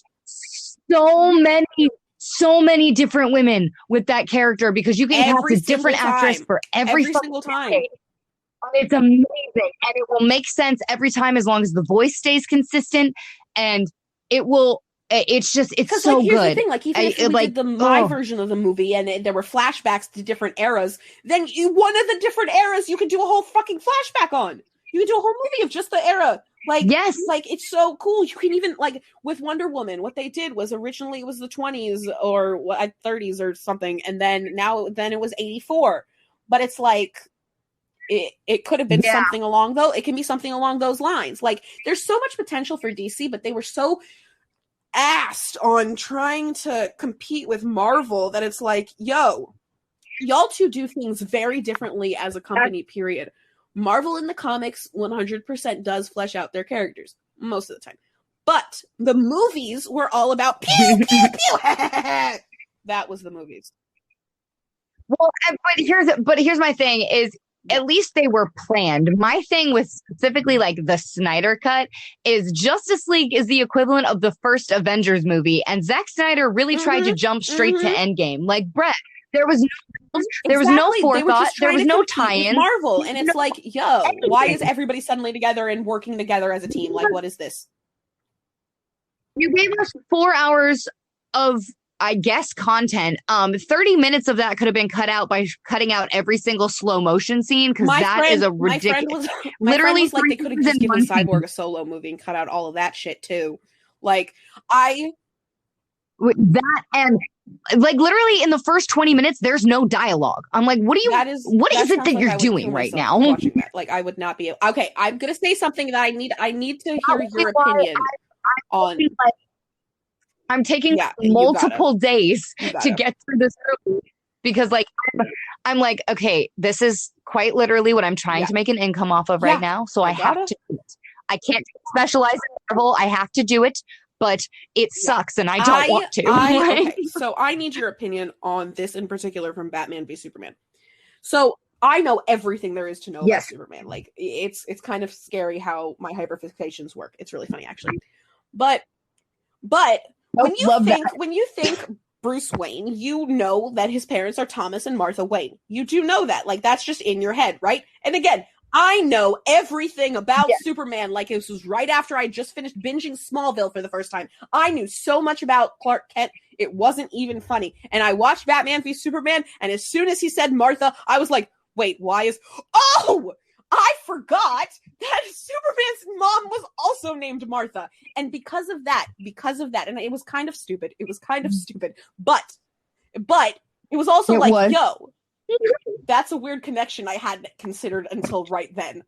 I had literally never thought about that before. Also, how the hell did Soups know that would mean anything to Batman? So obviously, like, coming in out of nowhere, really. But the fact that I had forgotten that Soups' mom was also named Martha at that point.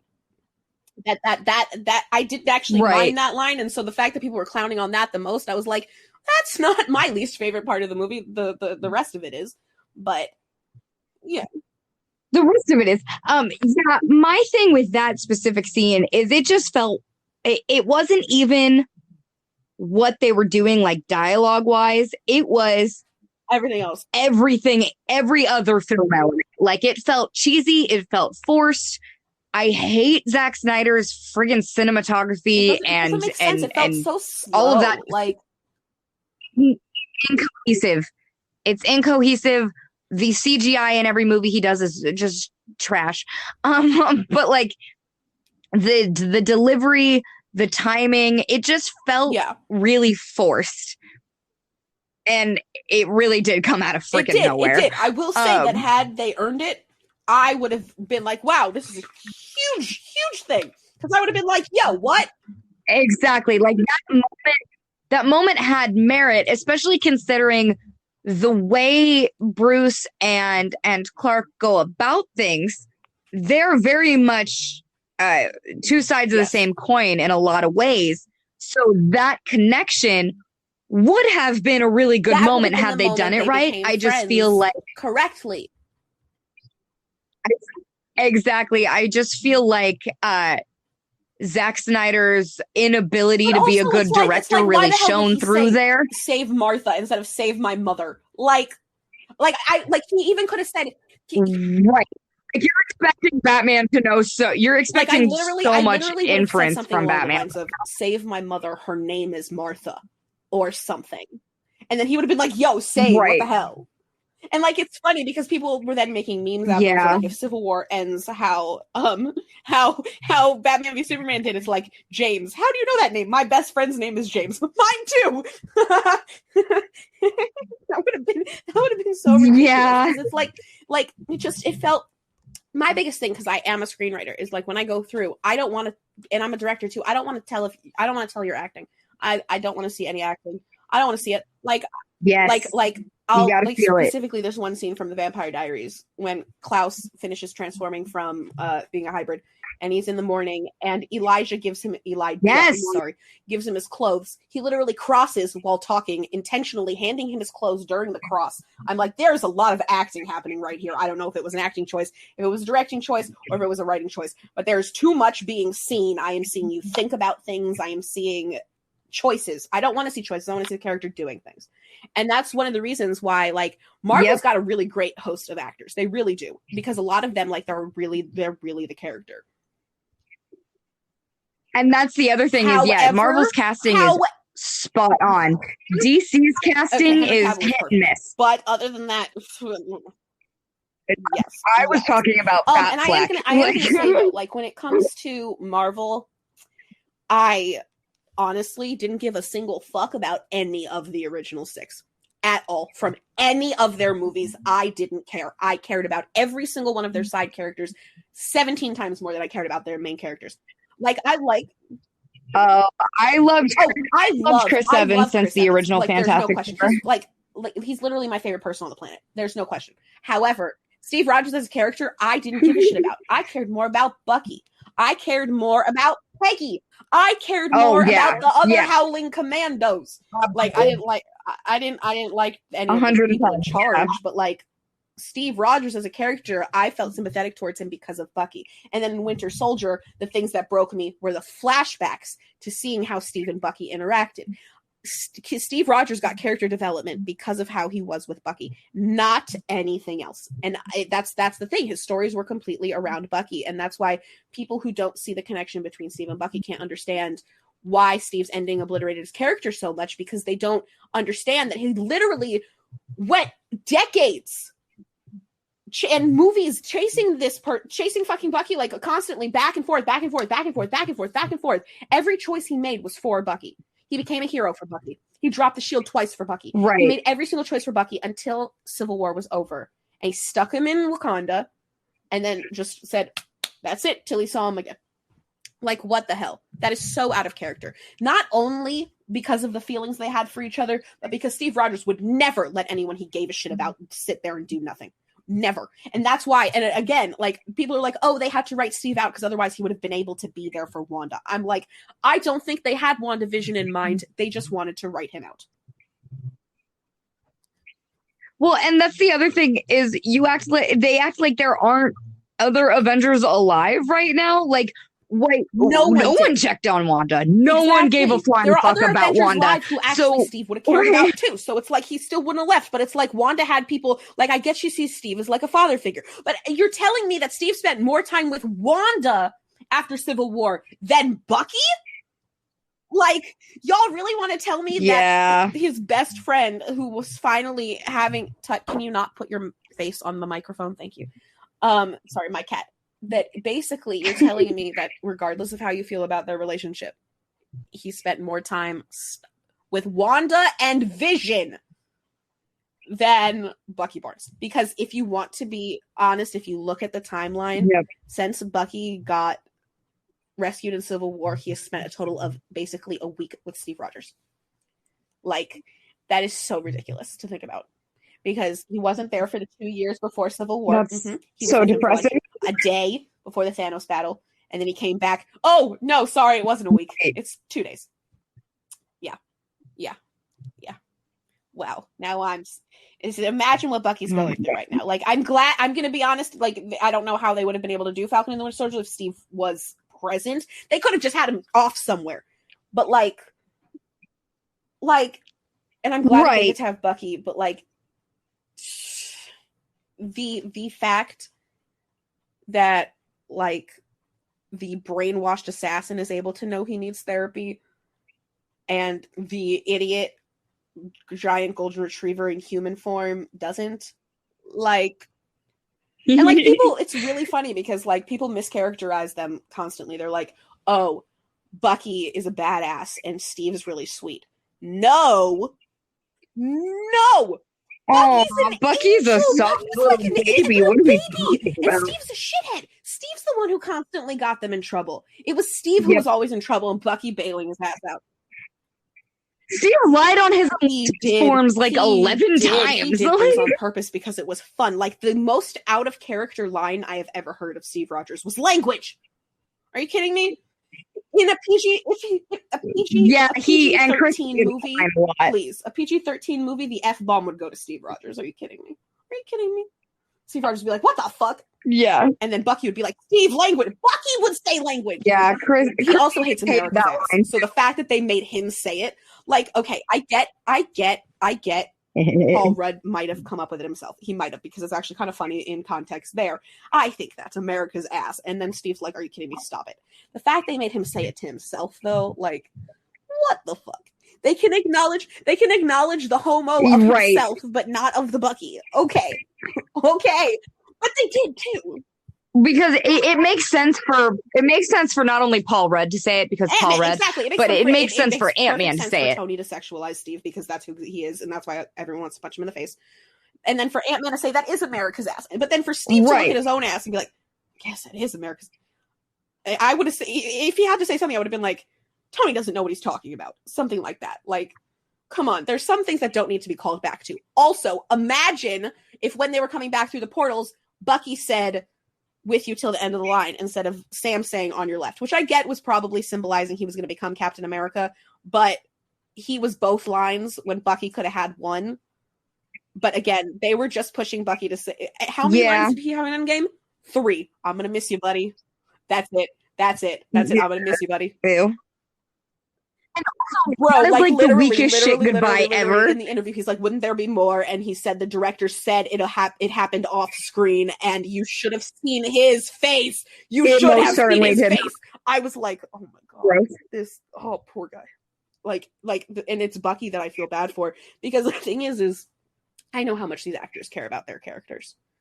It's very obvious. Sebastian Stan has talked about how literally Bucky, the only thing that stopped him from killing himself is his relationship with Steve. And you're telling me at the beginning of Falcon and the Winter Soldier has already spent 6 months without him. Like, I'm so glad he's in therapy, but like, I feel like Sam, that's his best friend. Like, I get that they broke the boys so they can fix him. I get it.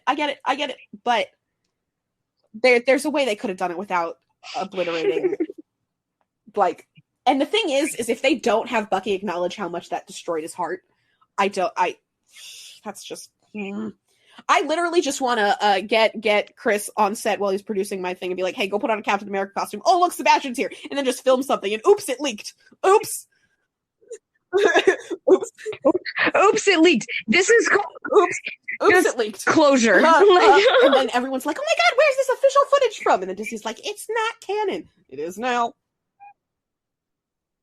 Hey, I mean, that's how Deadpool got made, so you do what you got to do. Like, we know who leaked Deadpool. What are you talking about? It's a secret.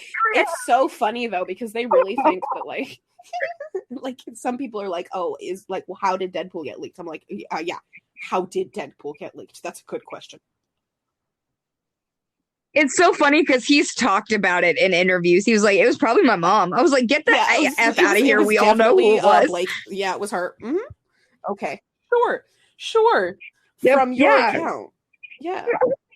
But it's a completely valid point. The thing is you got to take risks, and if they say no, like, it's the same. Like, to be honest, if they have a scene where Steve and Bucky talk, which I don't think they do, but if they do, or they have a scene where anything's acknowledged by anybody, they're sitting on that shit. If it gets released, the LGBT community is going to go crazy, and Disney's not going to be able to recover, is the thing. And it might take that.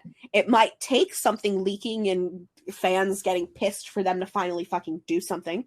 But I don't know. I honestly, I just want the actors to be able to say something, which I know that there's a point which they can't because of, like, NDAs and all that shit. But also, it's very like Sebastian Stan literally shared on his story that Steve's ending was destroyed, and literally, like, I don't think he got in any trouble for that. I mean, I'm sure he got in a little bit, but, like, what are they gonna do? Cancel Chris Evans' career for saying "I'm upset"? Like, you can't cancel Chris Evans. Like, right. I mean, this is a harsh trend in all of, like, media right now, because they kind of did the same thing with the ending of Supernatural with Cass and Dean. straight up said I love you, and then I'm sorry.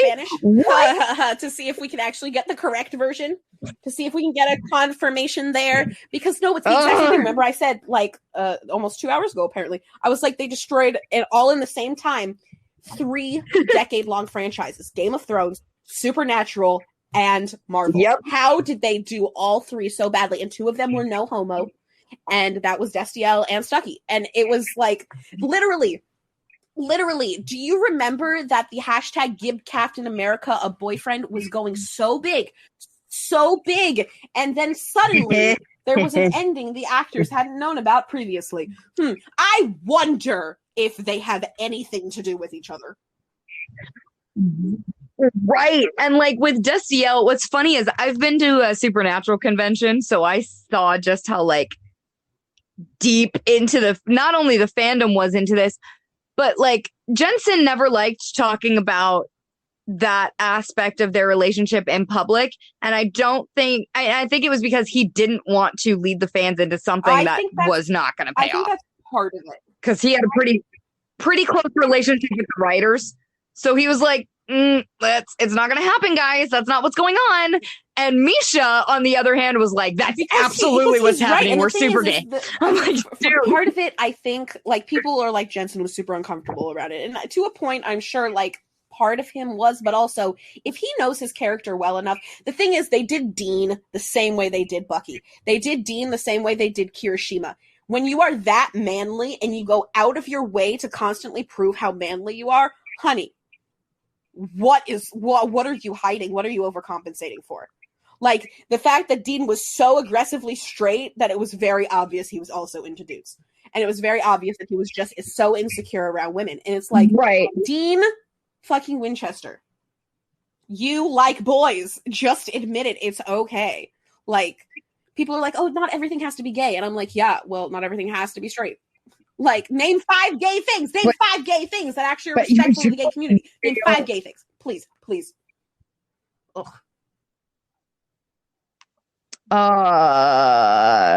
Shoot. I will. God, I really hate defending Joss Whedon because I know he's a piece of shit. But like, Willow and Tara. That I have not watched Buffy, but I've heard enough things from people to know things that shouldn't it have been Willow and Buffy Endgame?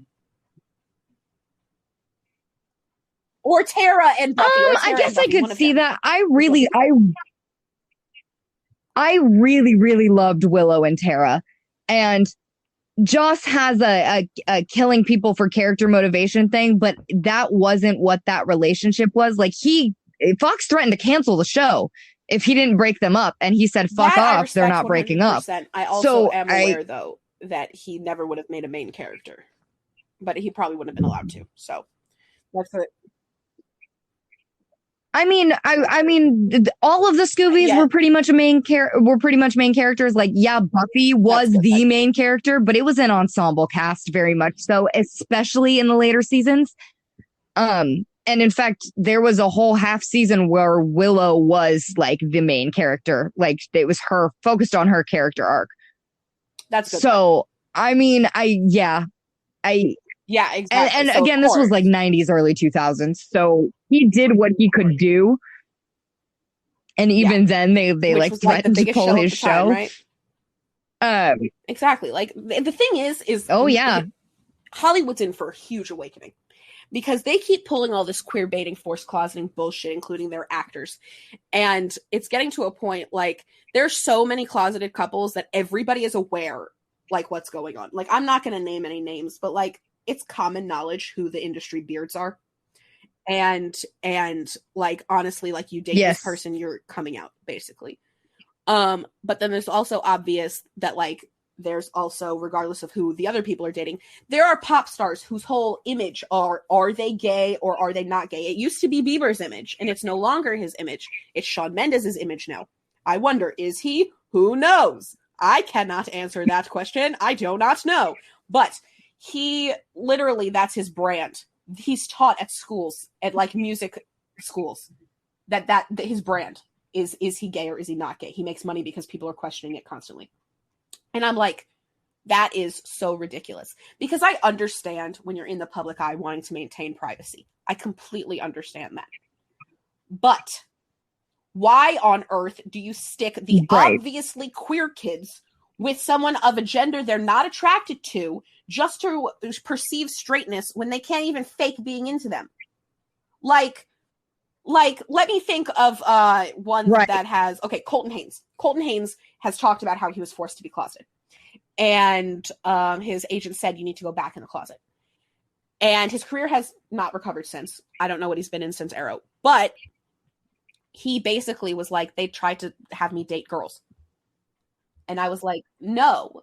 And the thing is like, I get PR stunts, okay? I get them. But why stick them with someone? Why stick two people together who clearly don't like each other, have no attraction to each other whatsoever? Like, obviously, not every stunt needs to turn into a relationship. In fact, most of them should not. But it needs to be someone that the other person can stand being around, and it should probably be someone of the gender they're actually attracted to. Like, it's not fair that everybody is assumed to be straight, and I understand why a lot of people don't come out because they're like, oh, it's nobody's business, and it's everyone's right to come out when they can. But I have this feeling, and I'm going to be fighting for it in Hollywood, that like, while you have a platform or while you have influence, and there are still kids dying because they're either not allowed to be themselves and they're so sad that they kill themselves, or there are kids who are literally getting killed for trying to be themselves, y'all have a responsibility to say, it doesn't matter who I'm dating, but I'm not straight, because straight isn't the default. And for people to constantly think that it is and be like, oh, this person's straight, this person's straight, this person's straight, when later they come out and they're like, no, I wasn't. And everyone's like, yeah, we knew, but you couldn't have said anything. Like, are you kidding me? Like Kevin Spacey, for fuck's sake. Because my issue with the whole Kevin Spacey situation is it proves how much more Hollywood is obsessed with keeping secrets and protecting predators than about letting their queer people be happy. Because victims were silenced and told not to even come out. And Kevin wasn't even allowed to come out himself, which it's no excuse. No excuse for what he did. But had he been allowed to freely express his sexuality, he might not have gotten roped into the clearly predatory situations that are happening in Hollywood. And they're more concerned with keeping Harvey Weinstein out of the news than they are with their queer actors literally going on drugs because they have to stay closeted. And that's one of the reasons Lily Reinhart last fall came out as bisexual, and I literally almost started crying. And I'm gonna be honest, like, I definitely don't think love the woman to death. That was definitely a PR stunt. And then she was able to come out and finally be out. And I think that if she's in a stunt again, it should be with a girl this time. Yeah, she's such a beautiful human being, and for her, she came out and I was like, and I hadn't yet, at least not to my family. Yeah. My friends knew, my family did not. And I feel like my father still has not like grasped the fact that I'm bisexual, and it's fine because I don't want to have that discussion. But I just don't want to deal with it. But so she came out and I was like, oh, okay. Exactly. And that's the thing that, like, imagine if Steve Rogers, Captain America, was announced as bi.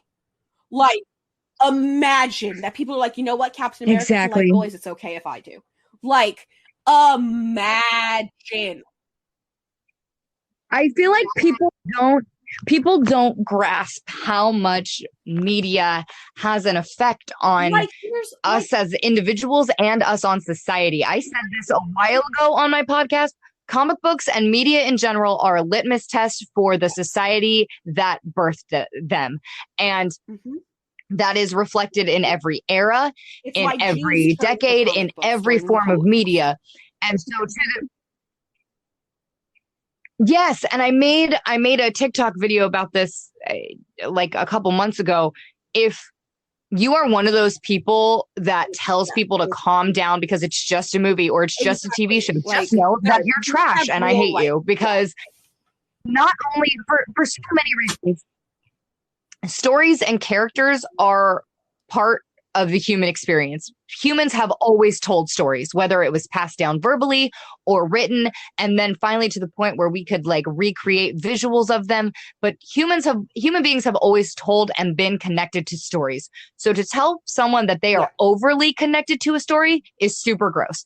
Second of all, media, and specifically nerdy media, is the reason I'm alive right now. So, and I know that's the same case for I'm alive because of One Direction. Thousands, millions of other people. It's exactly. I am alive specifically because of Supernatural, but Super Who in general really Destielle got me home. Brought me to, because I was like, wait, I'm on Tumblr, might as well join the One Direction fandom. Through certain things in the One Direction fandom, which I will not be informing by name. I learned about Force Closet and Force Bearding. I learned about queer bait through Destielle and Stucky, and I realized that my purpose, and that's why I'm getting an agent, and that's why I'm getting a manager, and all of that, and to sell my stories. Straight isn't the default, and the thing is like they'll add one queer character in, and it'll never be a main character. But my show, there is one straight person in the entire main cast. That's okay. My father loves to refer to this one, like he likes to call out the statistic of how many gay people make up the population. I go, first of all, that's a skewed statistic for so many reasons. You're saying gay, as in gay or lesbian, ignoring the rest of the LGBTQIA community. Two, Exactly. You're only counting people that are out. Do you have any idea how many closeted people there are? Because especially young people, because they're afraid of losing their homes or their families. Like that there are a lot of people in Hollywood that are still closeted because nobody looks like them who is out. And I'm like, excuse me, Mr. Muscle Man, if you came out, there would be more people who look and act like you, so that more people like you can come out. Well, exactly. So my father quotes that statistic all the time, and I was like, first of all, that seems really skewed because I have like one straight friend. Three straight people, and I don't even believe them. I know straight people, but I feel like that's like, and the straight vampire thing. I'm like, yo, you're immortal, and you're gonna be straight your whole life. Like, telling why? Super boring. Why? Ew. Why? Like, I mean, no, sexuality is absolutely not a choice, but if you're a vampire, you're not a real person anyway, so the fact that the writer made the choice for you to be straight, like, that's just boring. Yeah, like, hundreds of years you get one for hundreds of years. Kind of thing. Like, you didn't even try once? Nah. Like, nah, bruh. I mean, these are the same stories where vampires are alive for hundreds of years and they decide to go back to high school for the 50th time. Vampire stories, please. I have been out of high school since 2014, and I would never ever go back. What are you talking about? Like, and the fact that a lot of it's because they found someone who was their soulmate. You're 100, you're 300, they're 17. Super rapey, bro. Nope. Steve's ending. People are like, oh, he got another chance. I'm like, she had a life without him. What? At what? He got another so he's like, okay, I didn't get first Peggy. Let me go get second Peggy, who has a different Steve. This isn't even my home. I'm just gonna. Oh my god, it's heteronormative male bullshit, and I'm like, Jesus. But he got the girl at the end. The girl who had a life that wasn't him. That one. And then, people come in with the argument, oh, it was always Steve. I'm like, okay, and let me explain to you why that's wrong. 1, 2, 3, 4, 5, 6, 7, 8, 9, okay. And like, it's funny because I literally try to post diverse content. I try to post other things, right? But every few days, someone's got to get me mad about Endgame again. Someone's got to get me mad about it.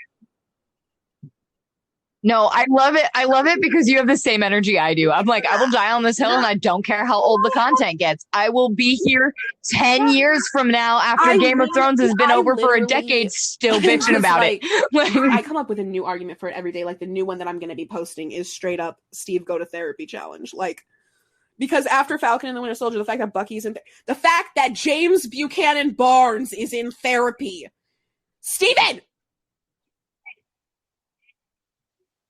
I can't. I'm really scared for how they're going to deal with it. And I really hope, because the therapist has already called him on his bullshit, apparently. that I hope that the second he talks about Steve, that if he even tries to weasel out of it, she's going to look at him and say, yeah, I don't think so. You need to explain why you're so upset about Steve leaving. You need to explain that it's because you're heartbroken.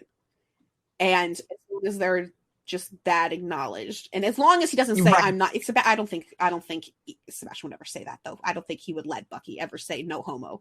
But I need him to acknowledge how he feels now that Steve has left him. I know that. My thing is, I feel like there's a really easy way for them to cop out of that. Like, even if they have that interaction, and then they could be like, "Yeah, we were brothers." No, because the thing is we if grew that up happens, together. They need to have like, even if they just have Bucky say that, they need to have a Sam going, "Yeah, I don't think so." Just even a quick look like that. That is enough for Stucky fans. I'm serious. That'll be enough. Just Sam to be like, "Yeah, no, you weren't brothers, but okay." Like that would be enough. And then when I go to Marvel, then I can actually get a scene of them acknowledging it like normal people. And in the Young Avengers, when Billy sees Steve come back because he's a Skrull and I fixed everything, they're going to be like, because you know how Billy can read minds, he's going to say to Steve, he's going to grab Teddy's hand, he's going to hold his hand and say to Steve, you know, whenever you're ready, it would help a lot of people.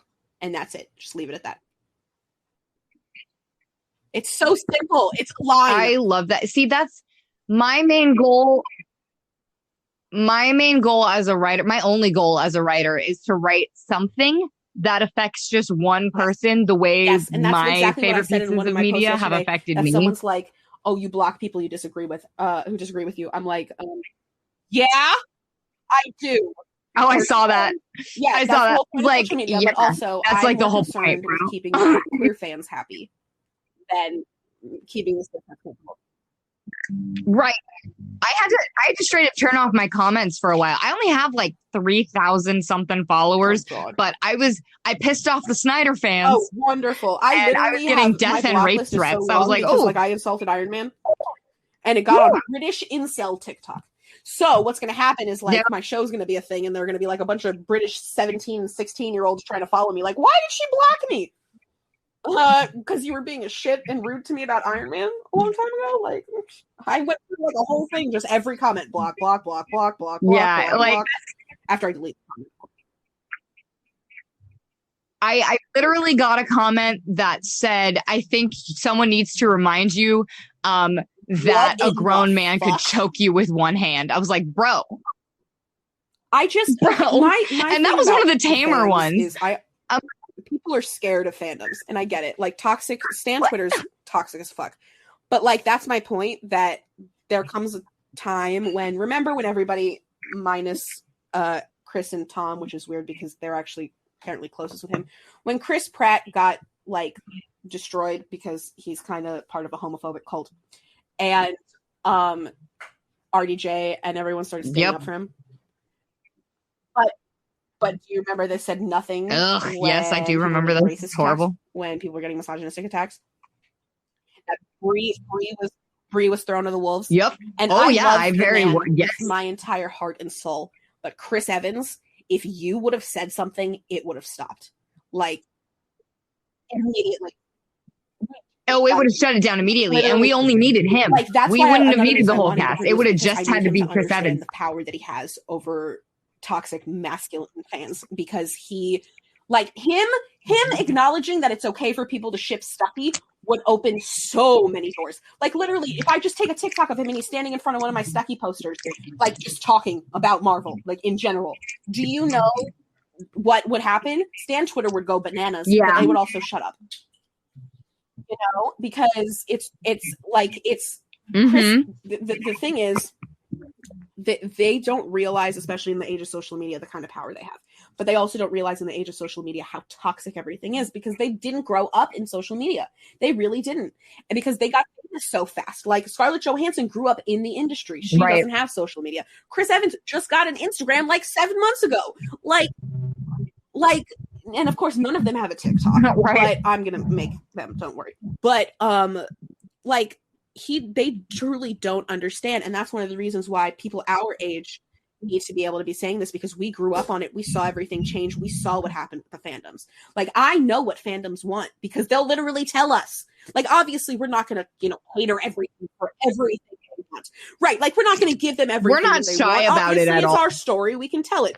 But if they notice, like, an interaction between characters, I'm not going to dismiss it and be like, yo, no, that's obviously not a thing. Unless it's like Natasha and Steve, and then it's like, yeah, y'all are just being hetero. Shut up.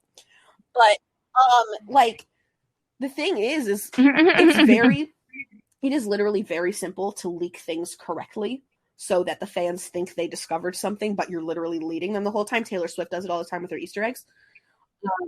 That she knows how to use her fandoms like that. And they love it. They love playing along. Like, there are shows that got extra popular because the cast had behind-the-scenes footage.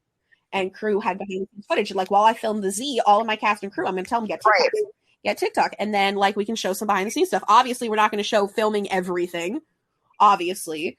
But imagine being able to see what things are like on an actual film set. Like, that'd be so cool. Especially, like, if I have...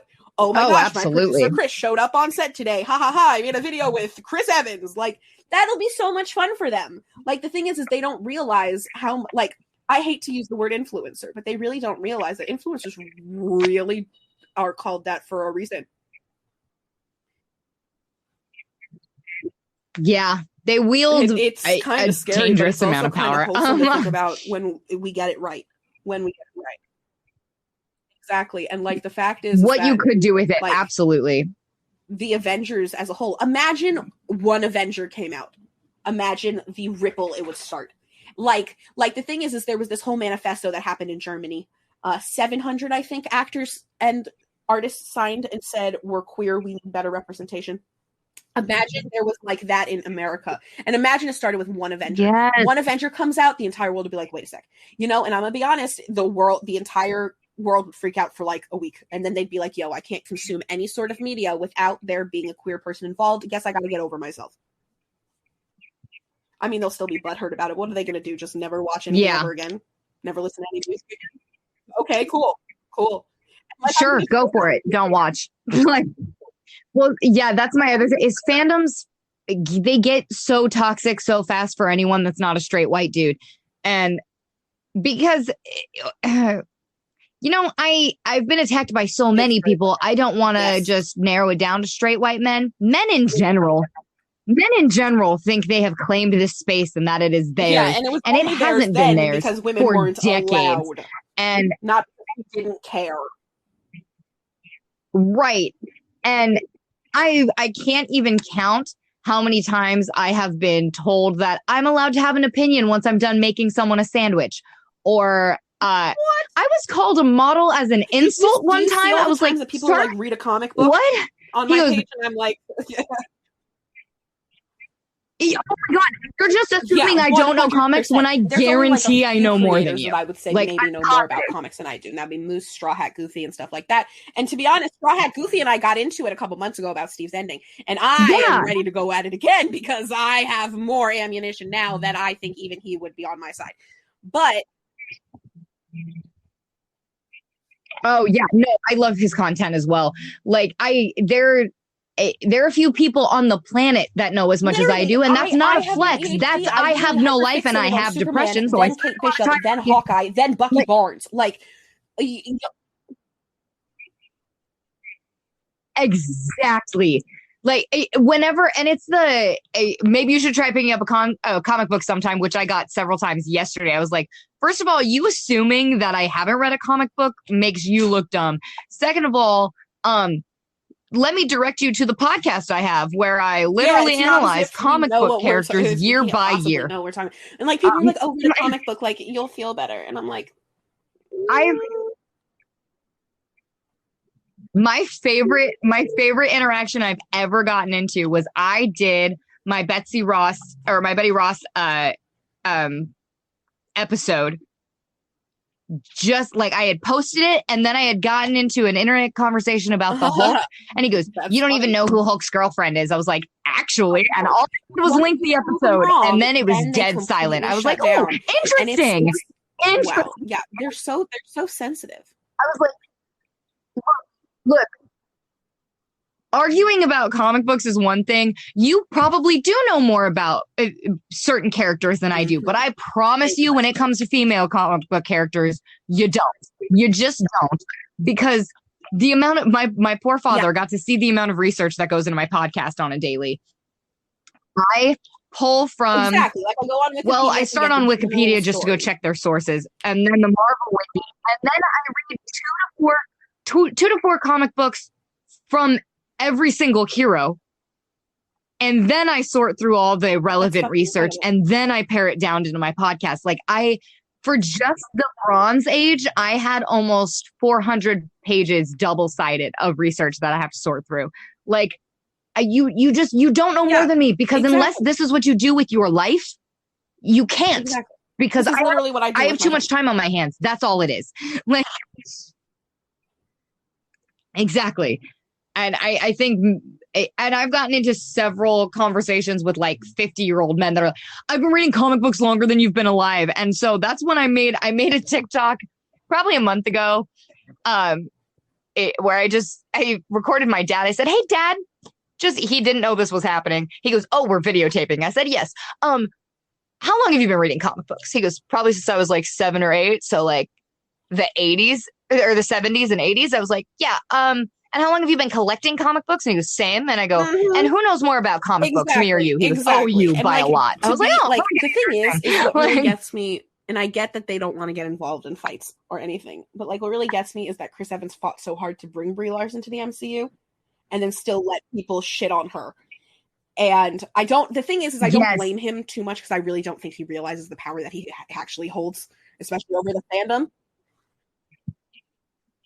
I believe that, because I also think even if he did recognize it, he doesn't want to have that much power over people. Like, because that boy knows social media at least a little bit, and a little, I say a little bit for a reason. But he literally just did a live stream with Chris Pratt not a couple weeks ago, and he still didn't even say anything to stand up for him. Like, I was like, so because the thing is I think it was kind of a coordinated try to save themselves that RDJ set up or something. But somehow Evans and Tom Holland were not involved. And I'm like, that's kind of weird, but okay, I guess. I mean, the thing is the fanboys only listen to the men. They really do. And so having the men say anything. And that's why they shit on Tom so much when he said maybe Spider-Man can be bi. And it's like, Spider-Man is clearly bi. Like, obviously. Like, well, and this is why you got to work the industry a little bit in order to do what you would like to do. Is I've had to have, I say had to have, but my podcast is focused on female comic book characters and representation for a reason. They're always constantly overlooked. So I try to only have female collaborators or female presenting collaborators or non-binary collaborators on my podcast. But I've had to have several men with larger followings just so that people will listen to me. And the thing is it's like, it's really disheartening, because it's like, some of the stupidest comments I've ever gotten, which is really funny, because one was like, people like you should stay away from Marvel. Yeah, honey, are you going to be saying the same thing when I'm directing Young Avengers? Are you really? You should stay away. Like, I'm saving these comments so that I can post them once I get confirmed as I'm involved with Marvel. And they'll be like, huh? They'll be like, but you got famous for shitting on Endgame. Yeah. And it's really funny, because I can guarantee this right now, the second I walk into that pitch room, they're going to say, tell us everything that's wrong with Endgame now, because they're going to know I know. And I'm going to say, you got an hour? Let's go. So, blah, blah, blah, blah, blah, blah. Exactly. I will. Let's go. I have here's the issue for you. Like, I will 100% add to my pitch everything wrong with Endgame, and then say, and here is how we fix it. Meet Young Avengers. Right. Well, and here's my thing. So navigating the industry like that, Screencraft was having their like film summit thing. It was supposed to be in person, but they fucked that up. It's fine. I hate COVID. Wonderful. And Stephen McFeely was supposed to be there. I was like, cool, casually going with all the articles I've written on the MCU.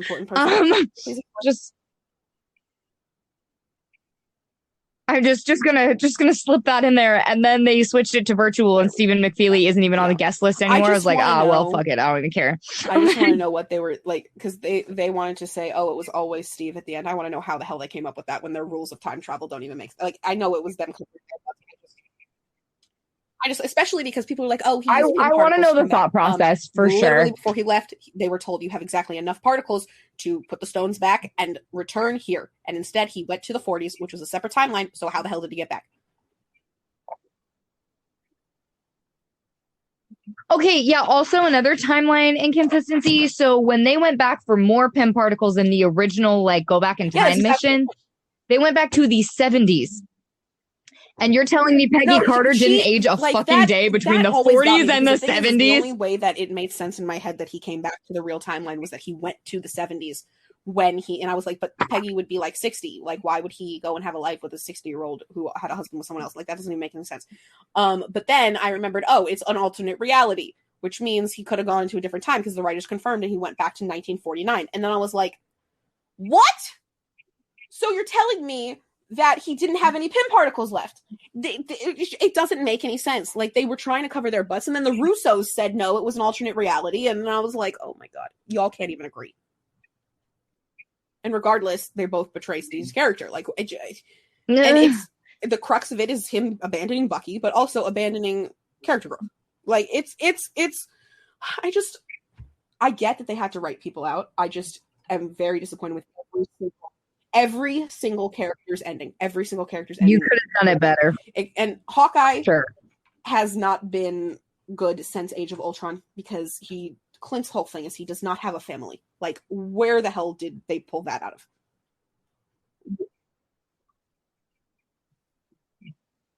I agree with that, and I feel like his whole connection to Wanda and making her an Avenger would have been stronger had they not introduced a family for Clint. His whole thing is he finds family. That's literally what Clint Barton is. That would have been his found family. Yeah, it would be more than just Natasha. He was a big brother / father figure to Wanda, and I think that would have been stronger. Exactly. And it's if he didn't have this family and a farm somewhere. The potential that they had. And I like my biggest issue with Wanda in AOU, other than the fact that they put Jewish characters with Nazis, is that they put Jewish characters with Nazis and then didn't acknowledge that they were Jewish or Romani in any way. And they're like, oh, people want to make excuses saying, oh, they didn't have the rights to the backstory. Is Magneto the only Jewish person in existence? Is Magda the only Romani person in existence? Are you telling me that they couldn't have just not mentioned the parents?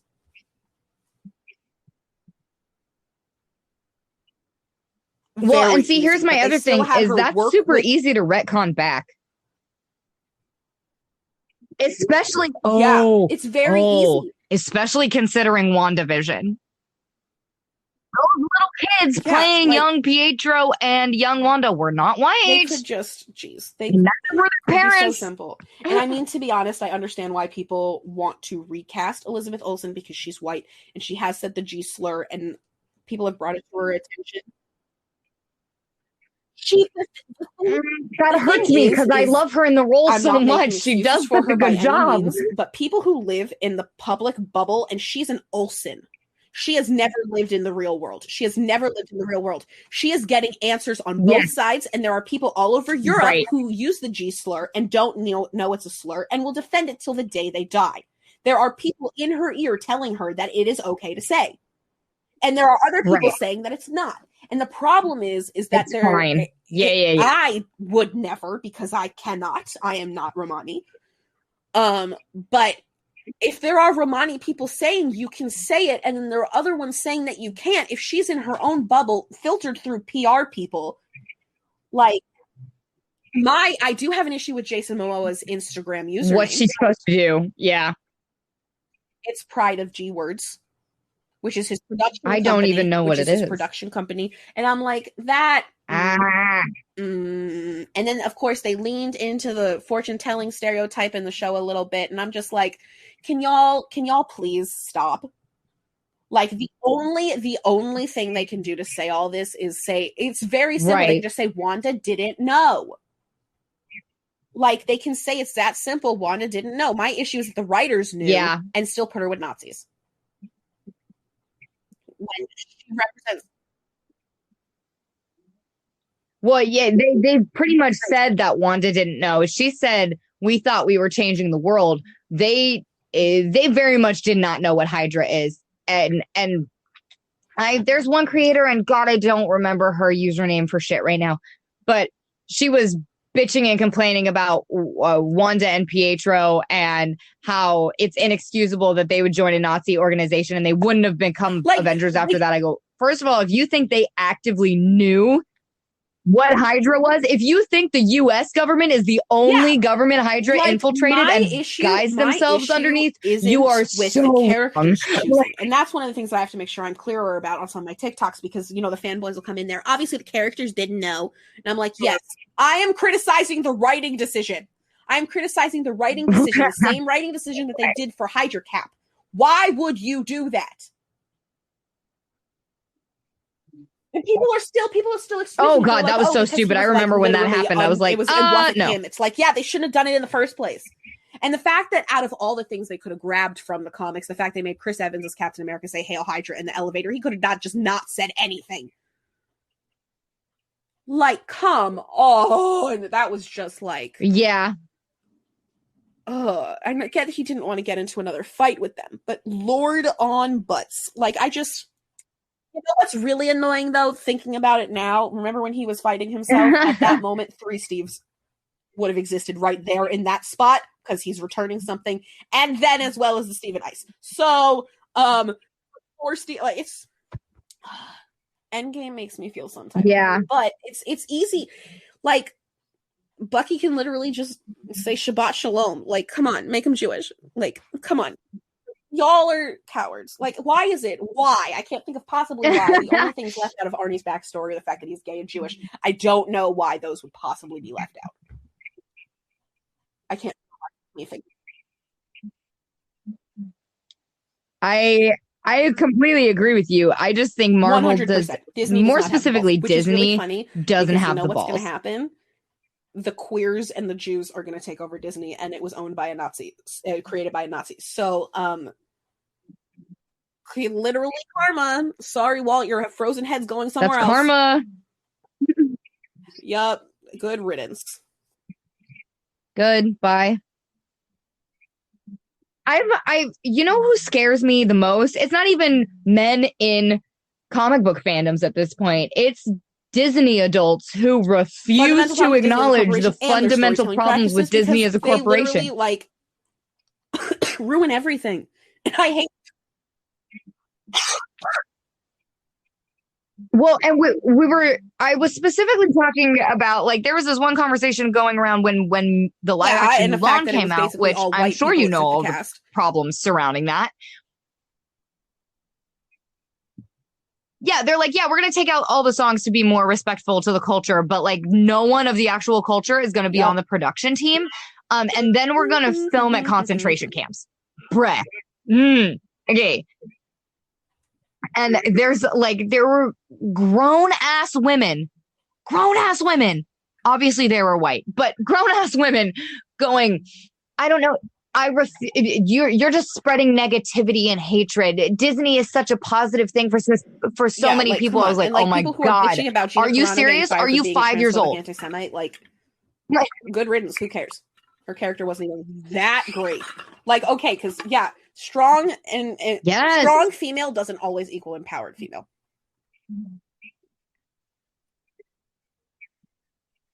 I was saying we were talking about hero's journey versus heroine's journey, male gaze versus female gaze. Like, you don't need to just boobs and punch to be a badass character. Like, you really don't. And people just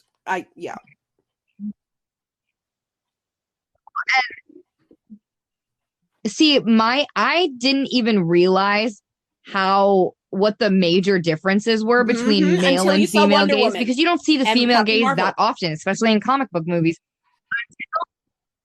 Well, Wonder Woman and Birds of Prey specifically, because Harley was even more over-sexualized. I hadn't seen Wonder Woman was barely in Batman versus Superman, and I refused to acknowledge Justice League. So Wonder Woman was the only version of it I cared about. But, like, when Birds of Prey came out, because I remember the only part of Suicide Squad that I even remotely liked was Margot Robbie's Harley Quinn. And then I knew the movie was bad. The movie was not good. She was just simply the best part of a bad movie. And then Birds of Prey came out, and I, as a comic book fan, was all set to hate it because Harley was never involved in the Birds of Prey. Never in with the Birds of Prey. And the only connection that would have made sense to me was bringing in Ivy, since Ivy is an active member of the Birds of Prey. And then I found out Ivy was straight up not going to be in the movie. I was like, okay, so it's her emancipation from Joker, but there's no Ivy. This is going to be really stupid. I was like ready to hate it. Amazing. And I went in and I fell in love. It was so good. And that's why I will physically fight everyone to the death that says it was a bad movie, because you're wrong. It was so good. It their way, the way they want, always the way they want. And they're like, the second it changes, oh, guess what?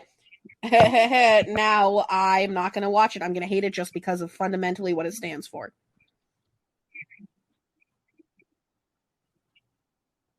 Right. And I mean, obviously, it was mostly men complaining about it. But even the semi-valid criticisms of that movie can be completely wished away and justified by the fact that we were seeing it from Harley's perspective. So she's an unreliable narrator.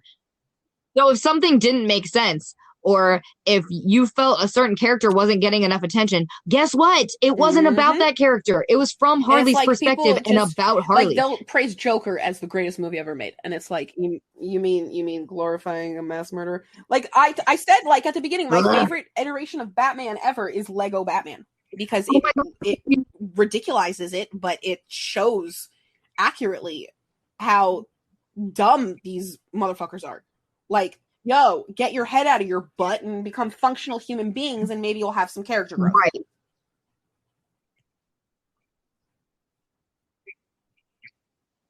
Well, and see, here's my thing with, like, the Joker. Yes. I was not looking forward to it because, quite frankly, I'm bored and tired of the Batverse. All of it. Because that's around the same time the movie Alfred was coming out. I'm like, first of all, why? No one asked for this. Like, no one asked for this. This is so stupid. But when Joker came out, and I had I do background articles when a new movie is going to come out to give non-comic book readers insight into the character and its history and whatever.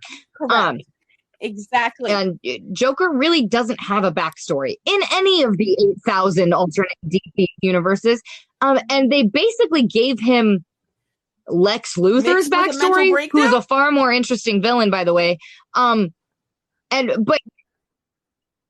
exactly. And anything, and I hate any kind of, like, I phrase it as a Hitler backstory, like, or a Hitler origin story. Bad things happen to me, so now I'm going to murder people. Like, no. Your trauma is valid. However, it's not justification for you being a shitty person. Tony Stark, literally half of my exes. It's fine. Yes, exactly. I've had that conversation a lot too. Like, your trauma and Iron Man's characters is, yeah, you know what? They had daddy issues, but so did I, and I didn't turn into a shitty person. Yeah, and take responsibility for your actions. Exactly. Y'all are like, who doesn't have daddy issues? Go to fucking therapy. Like, I can't with them. But mostly, yeah.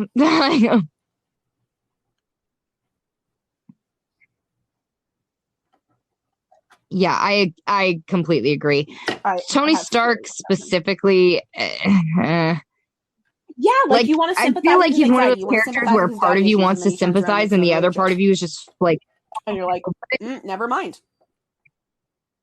Yep, and then you finally start to care about him, and then they yoink him away, and I don't care anymore on screen.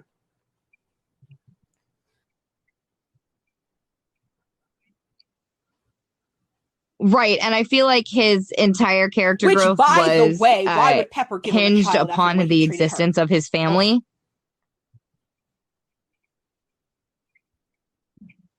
Also, adorable. She's I mean, adorable. I love agree her. I with love her you, so but much. I love the her so little much. But girl also, they got to think play about it. Morgan Stark Tony just is died the and Steve cutest still thing in the left whole her. world, and I miss her. Like, Yeah, okay, and also people were honestly talking about toxic fandoms. oh People were yeah, I heard about bullying that. Lexi Ray, that adorable little 7-year-old. She had to make an Instagram post. Could you please not bully Well, me? yeah, like I'm y'all only are 7 and I mess up ridiculous. sometimes. I'm like, oh my God, if you do not leave this little girl alone, Yeah, like what? fight Like I every just one of you.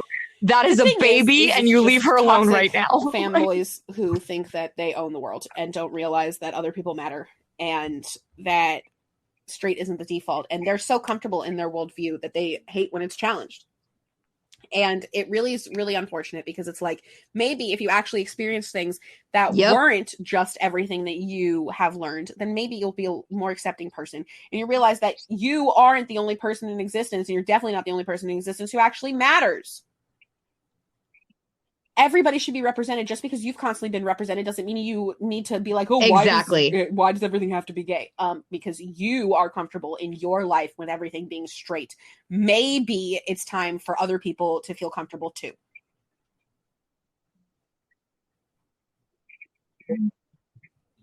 Well, and they seem to think Less that for them. like more representation for Like- other demographics means we're taking away from them somehow. Like Right, you and don't it's already not have like- all of it's these not like every stories story is banked gonna for be a like mine, literal where I have one straight decades. character, and that's just to get them to shut up.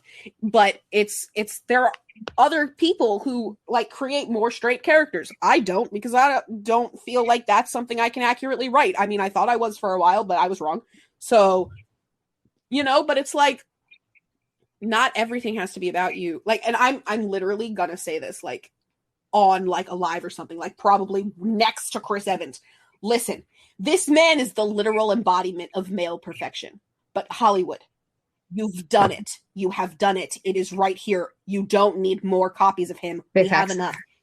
Like, you've done it.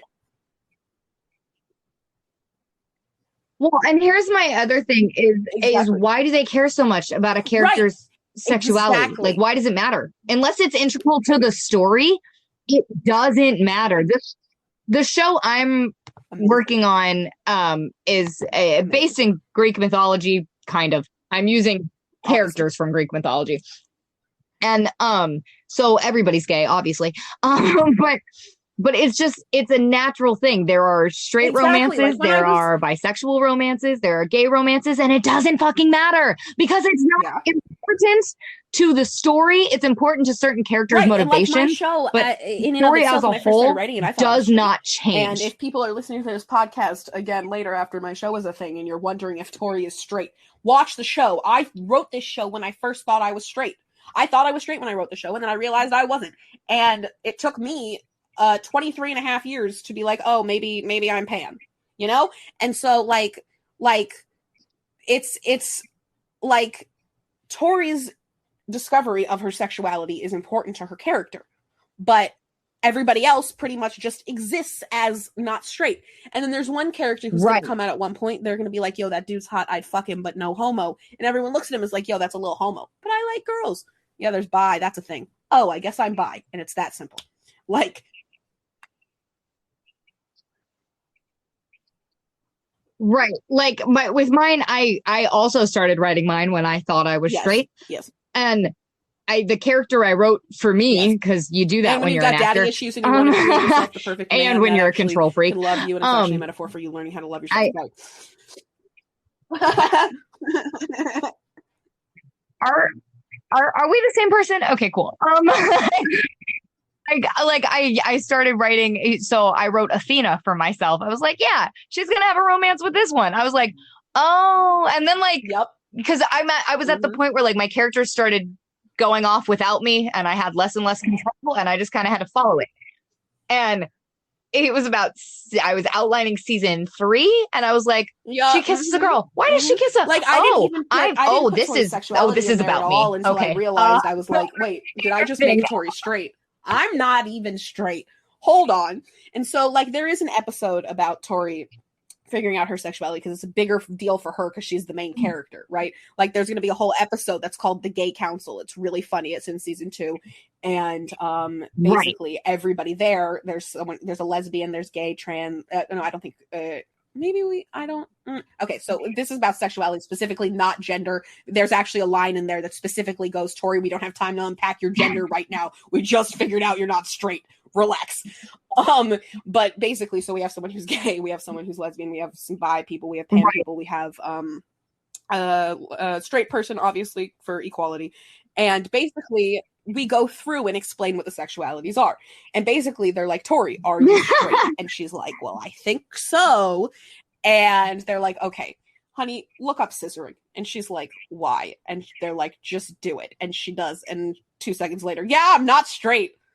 Ha ha ha. And so then they go through and like try to figure it out. And so what that episode actually I'm doing intentionally is to explain the difference between being a lesbian. And then we're also going to acknowledge non-binary lesbians and he, him lesbians and they, them lesbians and all of that.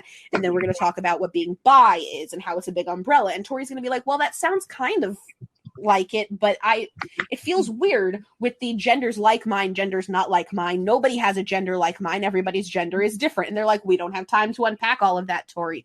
And then she's like, well, I just don't care. And then Grayson's like, there's a term for that. What? It's called pan. Huh? Why did I just find this out now? And then she's like, I guess that's that.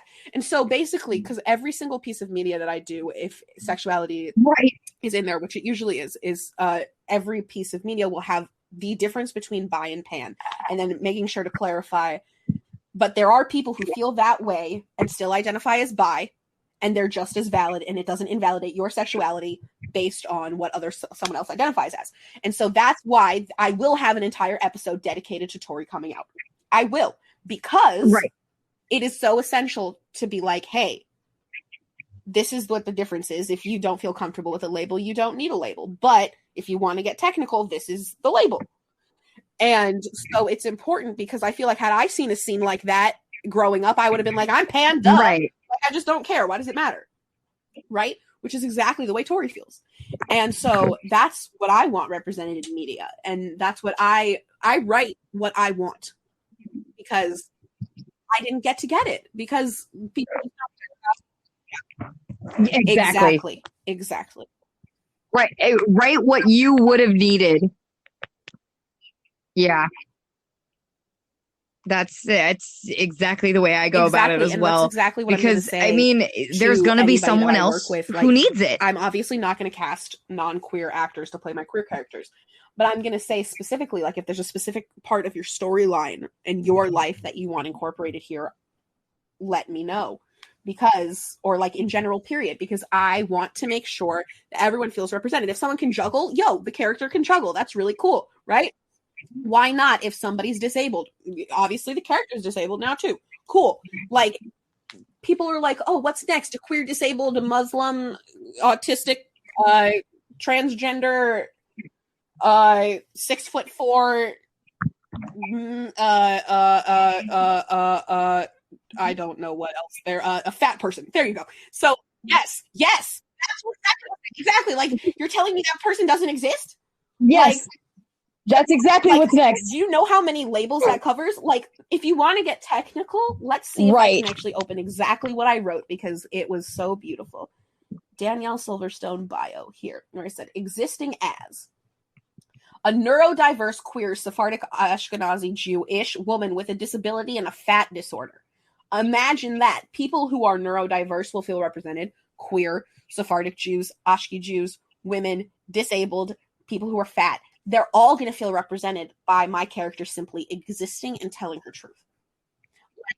Like, why not? And like in my animated show that I'm going to be pitching anyway, like I literally wrote on there, some people have ADHD, some people are on the spectrum. This character's deaf. This character's in a wheelchair. This one likes girls. This one likes boys. This one likes everybody. This one hates all people, but kind of likes girls. Like I specified, I'm like, no, obviously we're not saying put them in 17 relationships. We're saying that if they acknowledge someone's cute, acknowledge more than one gender. It's like, this is where Hollywood is headed, absolutely. And it's literally about to eat its own fucking ass if it doesn't catch up. Because because Schitt's Creek did so well because of the representation and the queer representation. I'm going to be honest, they could have done more racial diversity and they got away with it because they were a small town and so they didn't have to. But at the same time, it's like Hollywood is really, really, really, really ignorant to how much the internet is actually aware of. Like I was saying earlier, the PR stunts, a lot of them don't fly. They really don't. And they're really like, people literally will sit there and clown on them. Like, I don't know how much you know of straight TikTok. I don't think most of them are straight. But you've heard of things like, I'm sure you know who Noah Beck and Dixie D'Amelio are, right? I try to avoid it when I can. Yeah, I'm just gonna leave it at that. Yeah. Like, that's the most obvious, like, come on. Really? Really? I love them both, and whenever they're ready, sure. But also, really? Really? Also, the fact that she went from one of his other friends to her that quickly, like, that seems very, like, and it was announced at the same time as two other couples announced it too, and like they have to post kind of the same things as other couples. It's very obvious what is a PR stunt, even on TikTok. Like, I get that it's brand new territory for them, but it's really simple to do a PR stunt. You just let them pretend they're actually dating and then have them post like they're actually in a relationship. If you micromanage it too much, it's going to look micromanaged. And Hollywood doesn't seem to understand that, and they also don't seem to understand that not only are we in an era now where people are not going to be shunned for being out, they're going to be extra praised for being out. Like, we are of the era where, like sure, maybe in 2 generations from now, people will be like, someone's gay, okay, who cares? Like, but now it's like, oh my God, I feel represented. It is. Exactly. It's a huge deal now, and this, like, as much as I feel kind of weird about them capitalizing on it, that's the only reason I feel like Hollywood has held back on the representation. They don't understand people are going to want to say, like, Danielle, you criticizing Marvel and their writing is going to get you nowhere. And I'm like, really? Because what's going to happen when my TV show is so successful because of the representation and the fact that I'm a Jew and that every other character is a person of color besides 2 white people? What is going to happen when everybody's queer? What's going to happen when everybody's diverse and I start winning all the awards? I get millions of followers and millions of people enjoying it, specifically because people actively search out queer content. That's literally what they're searching for. They're searching for representation. Danielle, why did you fight so hard to get a Latina character? Because I literally wrote these characters because I was representing the people that I actually worked with. So I worked with a Latina. I was going to make a Latina character. I worked with another Latina. I was going to make another Latina character. I worked with an Asian. I'm going to make another Asian character, obviously. So it's like, people are going to be like, why is it so successful? And I'm going to look Disney straight in the eye and say, because I represented the world. We have some pretty white boys in it, but it's not the only people. Yep. Like, people need to see the world that we live in accurately reflected. They need, this is the world we live in, and people need to see that. And as soon as I have money, I'm going to try. But as soon as I have to get through at least one season looking and feeling like this because of the representation. Because of the representation, I'm holding off on my surgeries, even if I have enough money, until summer camp, because now it's going to be a plot point in summer camp. That's also a spoiler. Summer camp is part 3. Shh, don't tell anybody. But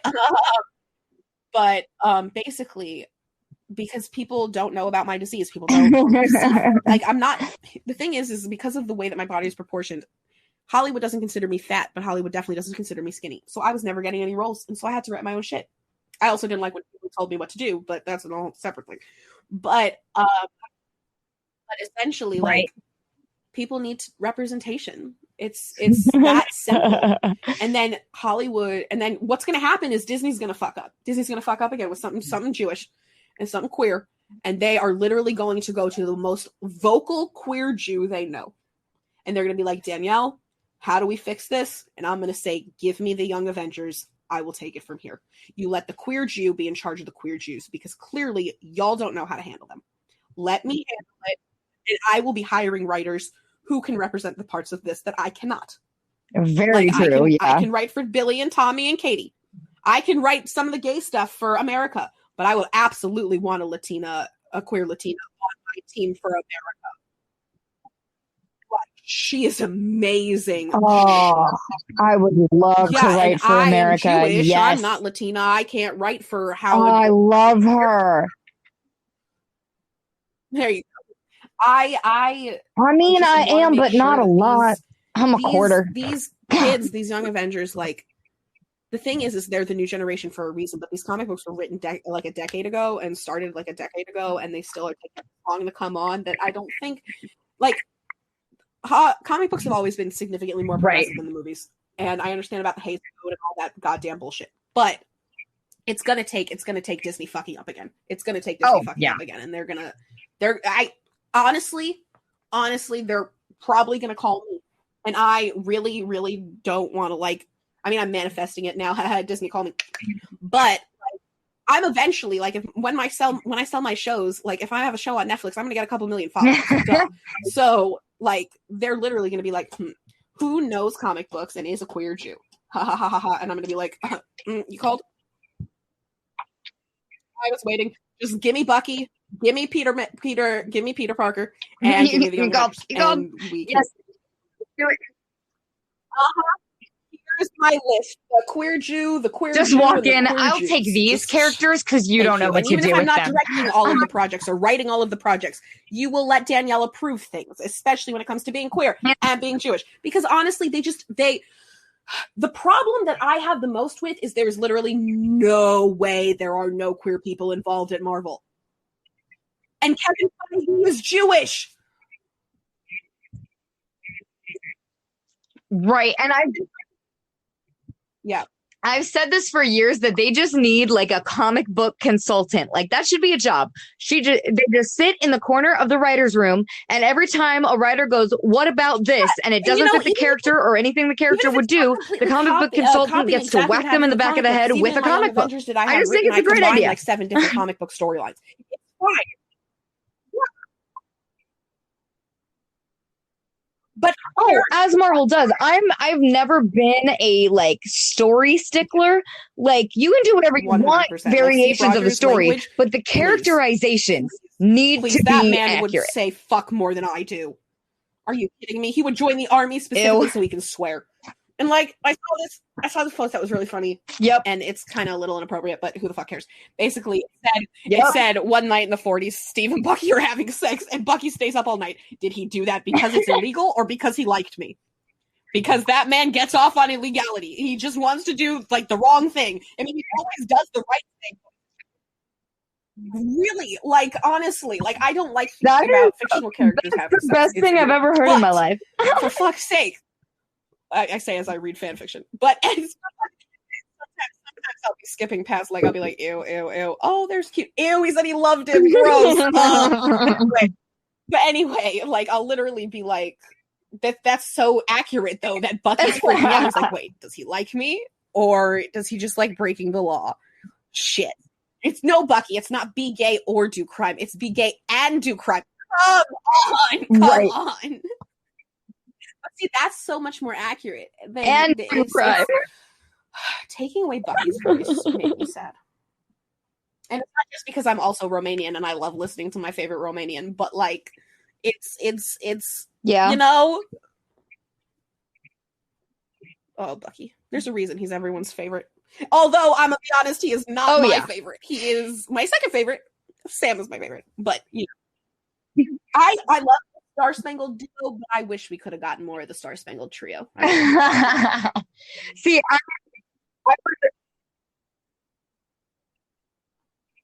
I agree. I was watching the first episode of Falcon and Winter Soldier, and I'm like, okay, loving it, so good, pacing's awesome, action is on brand. Where the fuck is Bucky? And my dad just starts laughing. I was like, look, I love Sam, but this says Falcon and Winter Soldier. Where the fuck is my Winter Soldier?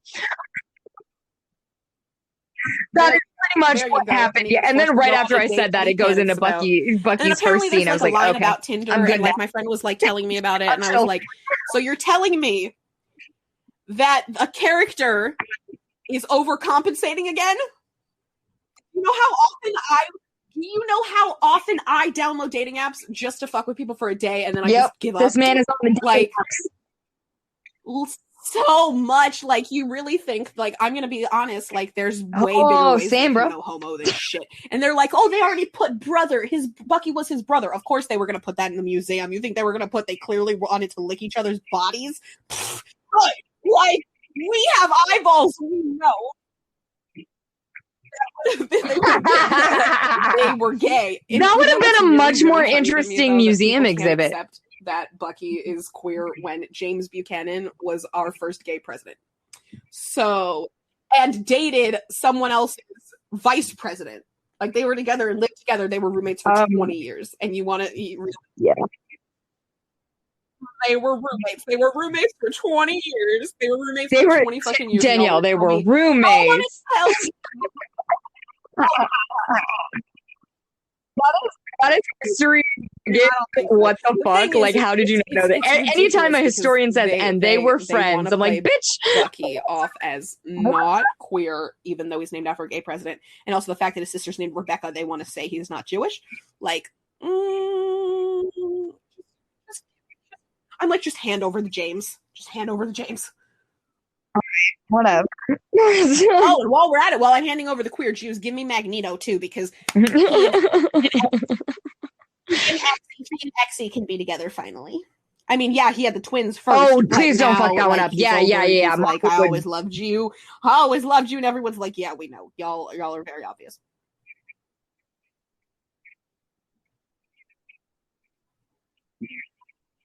My thing with bringing the X-Men into the MCU is I know it's still going to be a hot second before we see them, but they're going to bring in some major characters, obviously, to get people to care. My thing is I want them to bring in characters that would be relevant to the characters we already have. Who's actually done well, like, and not just I don't know, side character. Emma Frost. God, give me Emma Frost, please. Please give me Emma Frost. They literally turned January Jones into look at my titties. And who is over-sexualized. Yeah. Betty Draper. Can she play another character?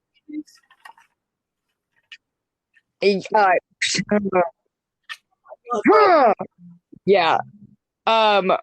Rogue, obviously. They're not gonna do the comic book storyline with her and Miss Marvel, but Jewish. Also I love her, so bring her in. Kitty Pryde, love of my life. I want Iceman because I love Iceman. Yes, get her in here. Course, we love that. Please Storm and Mystique. We need Storm. We need Storm. Honestly, I just care about the women. I really don't give a fuck about that many black men.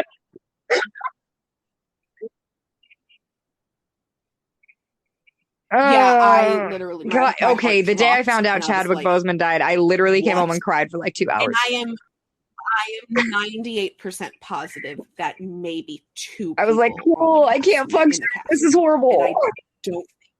And I don't think any of them who did. I think maybe Don Cheadle knew, because I know that they talked a lot. Like, they absolutely worked with like Black organizations together, and like I feel like, and I think he like took him under his wing as a mentor.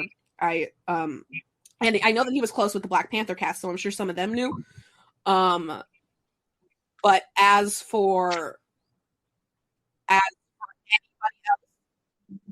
else, Sebastian Stan's post, I don't think he knew. Anthony Mackie, I don't know if they knew how bad it was, but though. He also, didn't film in Black Panther. I don't remember if Winston Duke posted anything. Lupita Nyong'o was broken for a long time.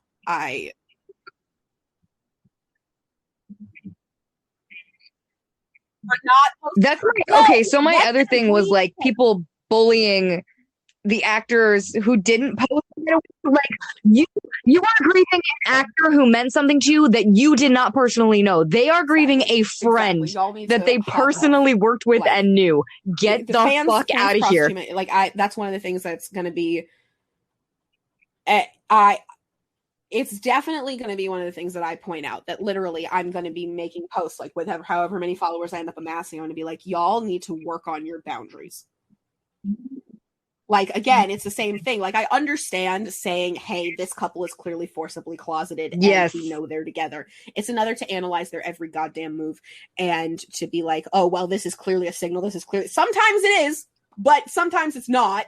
And sometimes y'all just need to, like, calm the hell down. Like,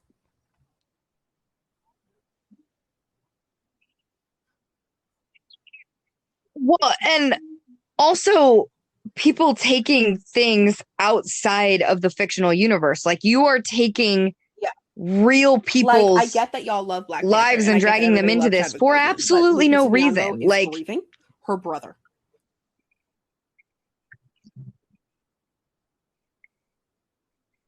they Not the same thing, actually nor are loved you him on a entitled to personal level. anybody's The grief. way you Ever. feel about his Ever. death and the way they feel Ever. about his death are Like, not they the could have same just thing. never posted, and then maybe like 3 weeks later post again and say, obviously I've been Exactly. gone for a while, I was dealing with shit. Like, which is completely valid. Nobody owes anybody anything, especially not their, like, it's, fandom's so toxic. Right. And it's like, that's one of the reasons I really like the way that I've built up mine, because I will literally respond to people and be like, yo, shut the fuck up. Fuck off. Because y'all are acting like entitled fuckheads. Like, stop.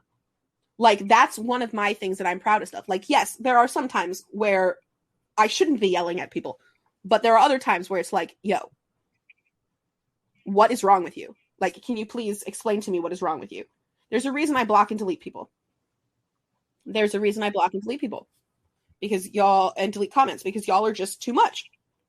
If you're going to be rude, you're going to get blocked and deleted. It's that simple. Like, you can disagree with me and I'll have an argument with you for however fucking long I need to have an argument with you. But being a misogynist and say, oh, you should read a comic book. Okay.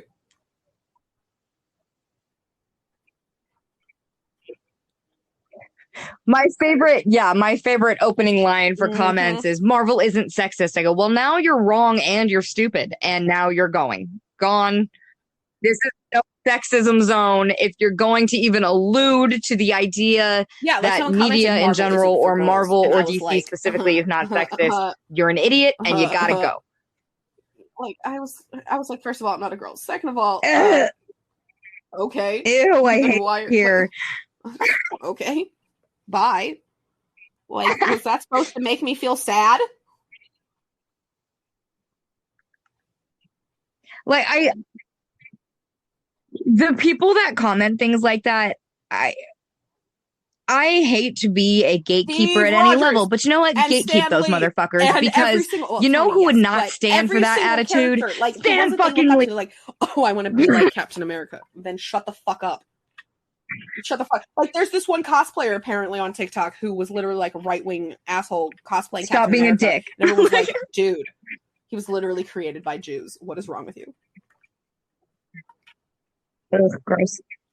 Exactly. Like, you know, when straight TikTok, no, Republican like, TikTok is using, this is the definition of not for you. Nation controlled by the media. And then the next line is the faggot America, and they don't realize that they're singing a song by a bisexual man. Yes. Hater. Absolutely hate her. Yeah, like who like is they were like, openly I can't wait till a Trump. Green Day song about Trump comes out, he openly hates Trump. Like, I don't. Literally, he tweeted, "American Idiot" came out a long time ago. Like, we're aware, we know. Hello, everyone, and welcome to Lady Comic Book History. I am excited to be here today with Danielle Silverstone, who is one of my favorite nerdy TikTok creators. If you don't know who they are, go check them out on TikTok and Instagram.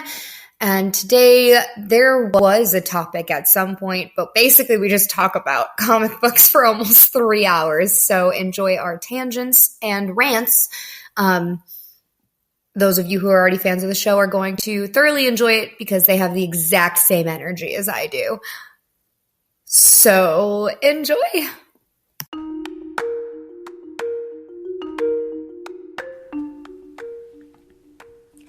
I'm Alexandria Sams, and for more comic book related content, check out my YouTube page as well as my vocalmedia.com. Just search my name in that creators bar. My Instagram is fangirlproductions13, and you can check out all of my work, my personal writing, articles, comic book stuff on ladycomicbookhistory.squarespace.com. This has been Lady Comic Book History, and I will talk to you guys next time.